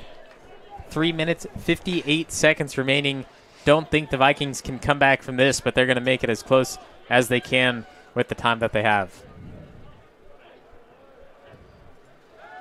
Graham on 2nd and 10. Throwing and intercepted. And he will be down at the 35-yard line, and that will do it. Modesto Junior College most likely puts the game in the fridge. Yeah, big play by Hernandez comes up with that interception. Giving the ball back to the Pirates. Chance to them to run off some more clock, like you said, probably seals the deal for Modesto. 36-yard line. We saw Ordunez out there for the 2-point conversion at the last drive of Modesto, but Campiotti is back out there. The sophomore quarterback taking what could be his last snaps of JUCO.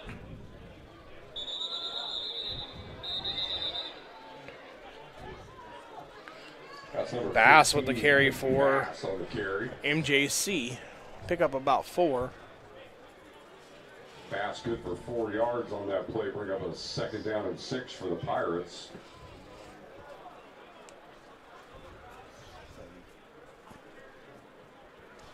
Second and 7.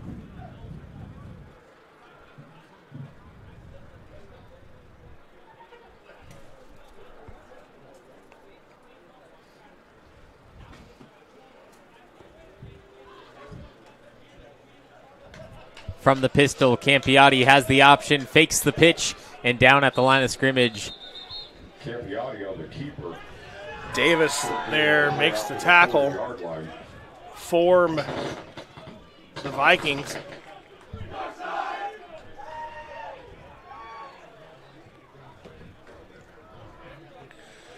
.257 left to go here in the fourth quarter. You run that speed option there, and a lot of times you might even tell your quarterback, hey, don't pitch it. Just fake the pitch and run it. Don't pitch the ball to nobody and give an easy, quick turnover. Pick up and score for DVC. That time it looked like the read was to pitch it, but he held on to it. Probably the safer move, just go, hey, get down. Force the DVC to take a timeout with 3 minutes left. At the end of the game, the Grizzly Bowl trophy will be awarded to the winning head coach.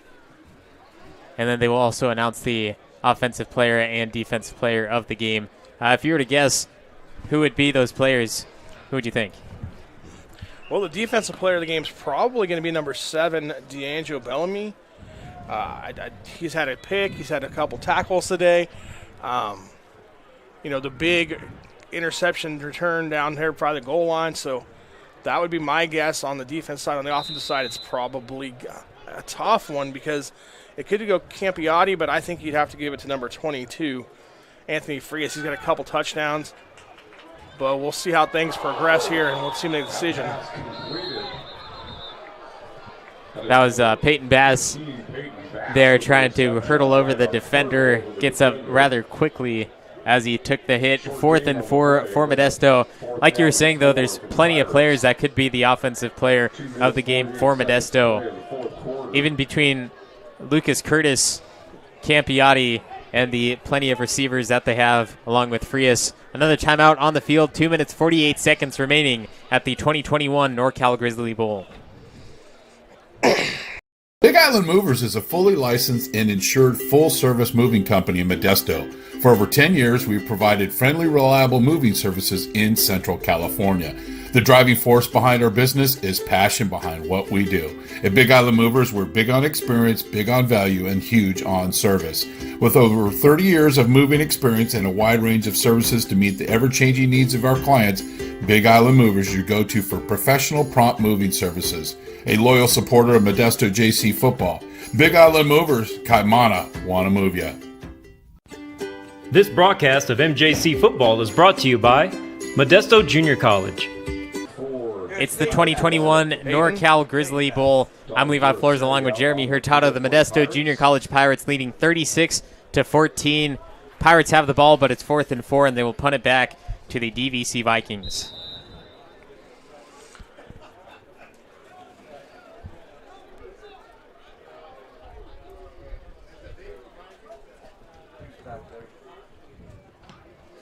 High punt, finding its way to the sideline. Very short, and it's going to be returned for a few yards. What could be a bad decision ended up turning good for number 1, Antoine Tanner. Yeah, that was off the side of his foot. As soon as he kicked it, it was ugly. Only went about 12, 15 yards downfield, and then Tanner picked it up and said, hey, no one's going to be around me. I'll grab it and try and take it to the house. Only got about 5 more yards, but still, it'll take over about the 46-yard line of the Pirates to the Vikings of Diablo Valley.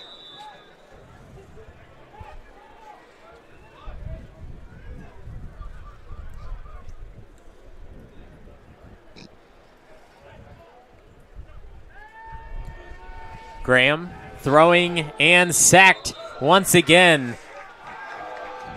Taken down for a loss of 10.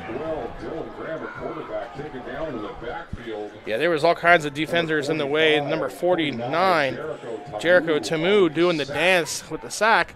Number 2, Kyle Jackson, also there. But there was a host of Pirates there in the backfield waiting for Graham as he finished his drop. And they're looking for Gia Giari.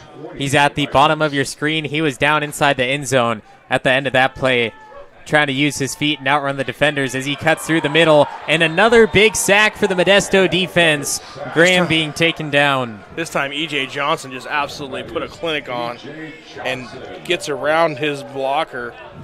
And there was nowhere to go for Graham as he dropped that, hit his back step, and he just got swallowed up by number 38.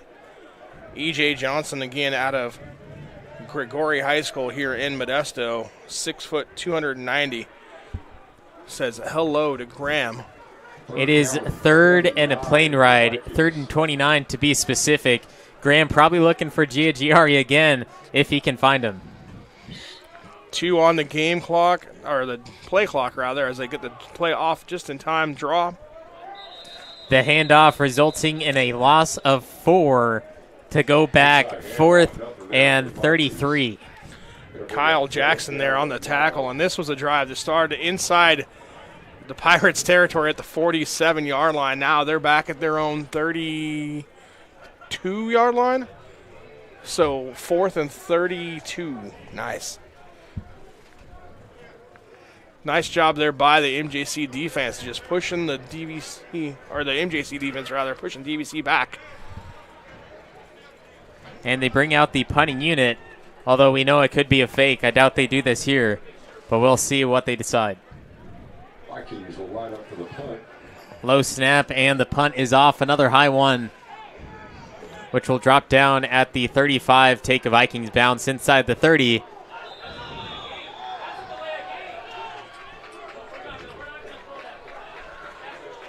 .22 seconds left. And the Pirates will bring out most likely all their sophomores to take some of the final snaps.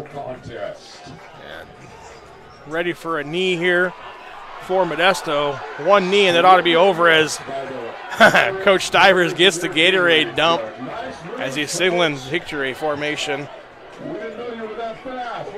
Looking for other coaches, and there goes another bucket of Gatorade.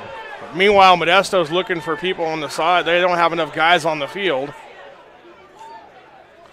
Capiati runs over and grabs an offensive lineman and says, you're supposed to be on the field.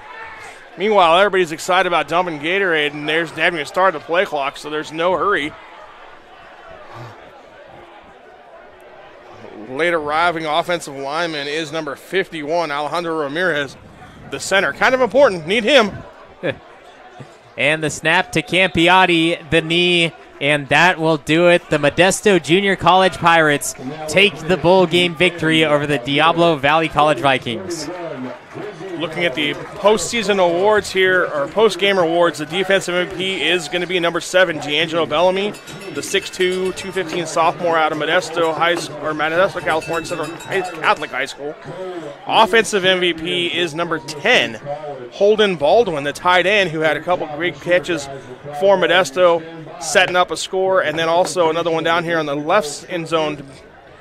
He's a 6'4", 240-pound freshman tight end out of Turlock High School. So that's your 2 post-game players of the game here in the NorCal Grizzly Bowl. Both teams meeting at midfield for the congratulations. A hard-fought game by both teams, and Modesto Junior College fighting just a little bit harder to take that 36-14 victory. I'm Levi Flores along with Jeremy Hurtado. Thank you for joining us at the 2021 NorCal Grizzly Bowl. Back in a minute on NorCal Sports TV. This broadcast of MJC football is brought to you by Modesto Junior College, American Asphalt, Big Island Movers, McHenry Village, and the NCSTV Summer Basketball Camp. Big Island Movers is a fully licensed and insured full-service moving company in Modesto. For over 10 years, we've provided friendly, reliable moving services in Central California. The driving force behind our business is passion behind what we do. At Big Island Movers, we're big on experience, big on value, and huge on service. With over 30 years of moving experience and a wide range of services to meet the ever-changing needs of our clients, Big Island Movers is your go-to for professional, prompt moving services. A loyal supporter of Modesto JC football. Big Island Movers, Kaimana, wanna move ya. Fastest moving junior college head coach. It's the 2021 NorCal Grizzly Bowl. Modesto Junior College took the victory 36-14 against the Diablo Valley College Vikings. Modesto Junior College, a hard-fought battle, ended up taking the victory, postseason win, winning the bowl game, and they are awarded with the Grizzly Bowl trophy. Yeah, absolutely. I mean, both teams came out, played well. DVC had some stuff going in the first half, just couldn't get anything going in the second half. Good job of making some adjustments by MJC. Also, their defense did a good job of just letting DCVC move the ball, and then finally, when he got down inside the red zone, making a big play to thwart the drive. And now you see players trying again, and this time Stivers does not avoid the Gatorade bucket, a water bucket, and he gets drilled with it. That's got to feel nice and refreshing here on the 51-degree day. Nevertheless, he gets the Gatorade bucket, and Modesto's celebrating their NorCal Grizzly Bowl championship. We have it on video. Follow up with YouTube later on this afternoon. And now Modesto will be awarded with that trophy given to head coach Stivers, and they will do that now. Of the Modesto Junior College, Sarah Schrader, who will present the Grizzly Bowl trophy. Now, I've been asked to make a little disclaimer that this trophy is unusually small. The state was giving it to us, and they kind of cheaped out. So your athletic director has promised there will be a larger and more suitable trophy purchased and given to this team soon.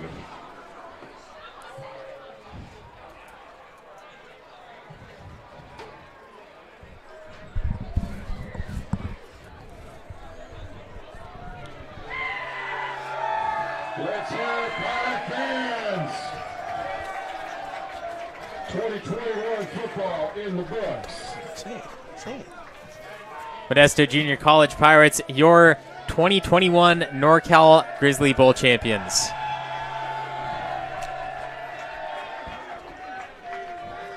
I'm Levi Flores along with Jeremy Hurtado. Thank you for joining us at the Grizzly Bowl on NorCal Sports TV. Valuable